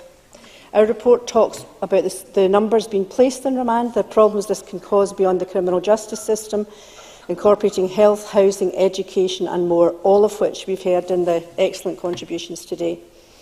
Speaking to Circle and their partners, we heard the voluntary and third sector organisations that support remand prisoners need more predictable, secure funding, and I totally agree with that. We called for this in our report, and I was pleased to see the Cabinet Secretary recognise the value of the third sector and alternatives to remand, and welcome his commitment previously to provide increased financial support for these programmes. The issue of how we fund the voluntary and third sector is also a major focus of our pre-budget scrutiny this year. Presiding Officer, I am the co-convener, along with Mary Fee, of a cross-party group in Parliament focusing on women's justice. A wide and growing range of stakeholders are involved, and we all have the same belief: we must stop locking women up. 6 years ago, Dame Angelini's report urged a reduction in the number of women behind bars. At that time, there were more than 400 women in jail. There's a slight reduction since then, but it's still far too high. Recent figures showed that 400 women in Scotland were in prison. 75% of women on remand do not go on to be given a custodial sentence. This is simply unacceptable. Women placed in remand can lose contact with their children, causing an ACE for them. They may lose their tenancy, facing homelessness on release, and we've heard about all that today. So surely we must now realise that remanding women is not working and is extremely damaging. Many women need holistic support for a huge variety of issues, and we must, as a humane society, be in a position to offer this. The committee also heard stories of the many people in prison who have addiction issues. In a Scottish Prison Service survey last year, around 40% of prisoners reported illegal drug use, and around 1/5 of prisoners were being prescribed methadone. Even a short period of remand may remove people from access to the local programmes they had used to manage these addictions, unless this can be quickly provided for in prisons. And a period in prison may reintroduce addictions that were previously under control. These were the themes that we heard repeatedly when we visited Circle, and were the themes that we've heard throughout evidence, and of course they've come up in today's debate. Presiding Officer, rather than go on with my speech in limited time, I'd rather highlight a few of the standout bits from the thoughtful contributions from today's debate. I agree with the convener, Margaret Mitchell's opening speech, all the points that she raised, and I have to say that I do agree with the convener, with Liam Kerr, with Jenny Mara, that I take what the Minister said and will think about it, but I do believe that consistent recorded data is essential for us to get to grips with why so many people are being remanded. Yes. Michelle Ballantyne. On that point, and I'm glad to hear you echoing some of the thoughts, one of the things the Minister said was that data capture was not a good idea because it could be used against the person in later convictions or hearings. Would you agree with me that actually the data doesn't need to be identifiable, because it's about capturing data that allows us to make informed decisions about remand? So if that is a concern, it is quite simple to make it unidentifiable and collect it accordingly so that it can inform decision making. I call Rona Mackay. I'd also urge members just to speak through the chair, not to refer to members as you, but to refer to them as members. Rona Mackay. I mean, that may be a way of doing it. I mean, I'm no expert in court procedure, that's for sure. But you know, I definitely do think there's a need for consistent data. Liam Kerr's contribution, he talked about the impact on families, and that remand has to be a last resort and not taken lightly. He also talked about the cost savings that could be made by not remanding so many people. Daniel Johnson's contribution I thought was pretty outstanding, to be honest. I think he said, he raised the question, which is so pertinent: is remand making the situation better or worse? He said prison can compound chaotic living. And he said that 80% of women in prison are victims of trauma. I mean, I think that just speaks volumes. Liam MacArthur said the number of people being locked up is shameful. He also talks about disruption to family life, and mentioned, of course, that imprisonment is an adverse childhood experience, which we are now aware of, and the need for community alternatives to be viable and certain. And he also said that funding must be secure for the third sector. Shona Robson argued for a progressive approach to justice, said the number of people on remand is too high, and also talked about the impact on women and the fact that visits are significantly less than men. She's pleased that the revised guidance has been issued by the Scottish Government, and so am I, and also said that victims should also be supported. Maurice Corrie said we need to know the reasons for remand and that the lack of support in community can sometimes be a reason. Fulton MacGregor said remand prisoners are restricted before they've even been convicted, that we must work together to reduce the need for remand. Also talked about the access to medication being delayed and the effect on mental health, the effect on children and families. Mary Fee, can I join with Jenny Mara and just congratulating Mary on her amazing commitment to the impact on women and families for such a long time. I think it's very commendable. And she said that further understanding must be needed as why women are at greater risk of reoffending. She said it exacerbates health issues and funding must be guaranteed and tailored, and I couldn't agree more. Ruth Maguire again, fantastic contribution, speaking about families and children, about her visit to Kilmarnock Prison and the cost of the journey, the stigma for families of imprisoned people, and praised the organisations working with families. Oliver Mandel said that people locked up have not been found guilty of any crime, and that there was a lack of opportunity inside prison. Stuart Stevenson talked of different patterns throughout prisons and throughout the country. Talked about his experience at Glasgow Sheriff Court on a Monday when 59 cases were heard, and asked how much time could then be given to considering remand. And he suggested a study of those who go on to be sentenced.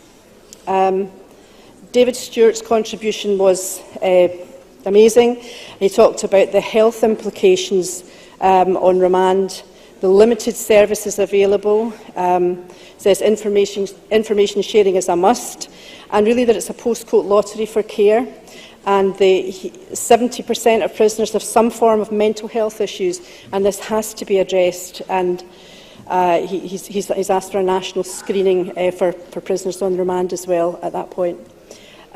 Richard Lyle talked about remand being a last resort and recalled his experience as a GP, said women are suffering disproportionately and the cost of prison is high and needless and remand is not effective.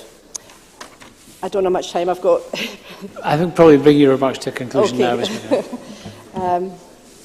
So really in conclusion, I'm not sure that we've been able to give all the answers today, but I do hope the report raises the urgent issues that needs to be addressed, and I think it has been a very valuable debate. Can I thank again all of those who gave evidence to the committee and to the hard work of the clerks supporting us, and I hope we can write a new story for those in our criminal justice system on remand.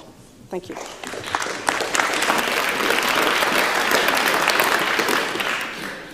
Thank you very much. That concludes our debate. The next item of business is consideration of Business Motion 14182 in the name of Graham Day on behalf of the Bureau setting out a business programme. Could I call on Graham Day on behalf... Sorry. Yes, of the motion, beg pardon. Does any member wish to contribute? No. Could I call... Sorry, no member has asked to speak against the motion. The question, therefore, is that motion 14182 be agreed. Are we all agreed? Yes. We are agreed. Thank you. The next item of business is consideration of 3 Parliamentary Bureau motions. Could I ask Graham Day again on behalf of the Bureau to move motions 14183...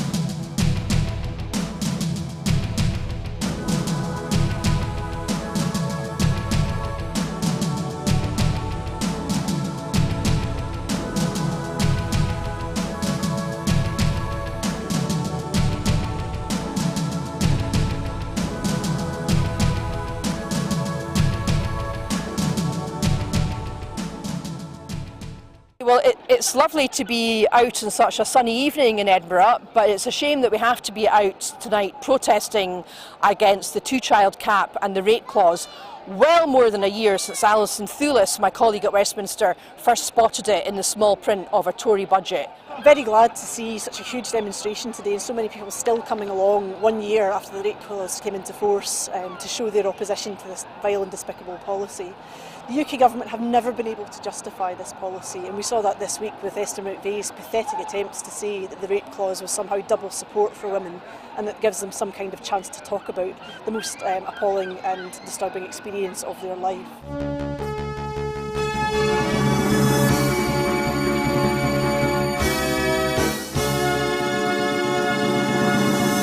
As you can see behind me, we're at the very beginning of the All Under One Banner rally.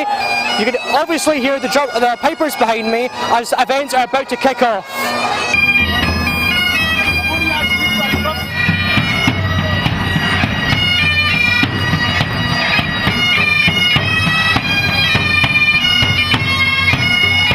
It's time to aim high, look resolutely outwards, and never, ever accept second best. Above all, it's time to believe that we can. We can build that better country we know is possible. And friends, we will. If you enjoy watching our programmes, please help us to be Scotland's independent broadcaster by signing up to become a Broadcasting Scotland supporter.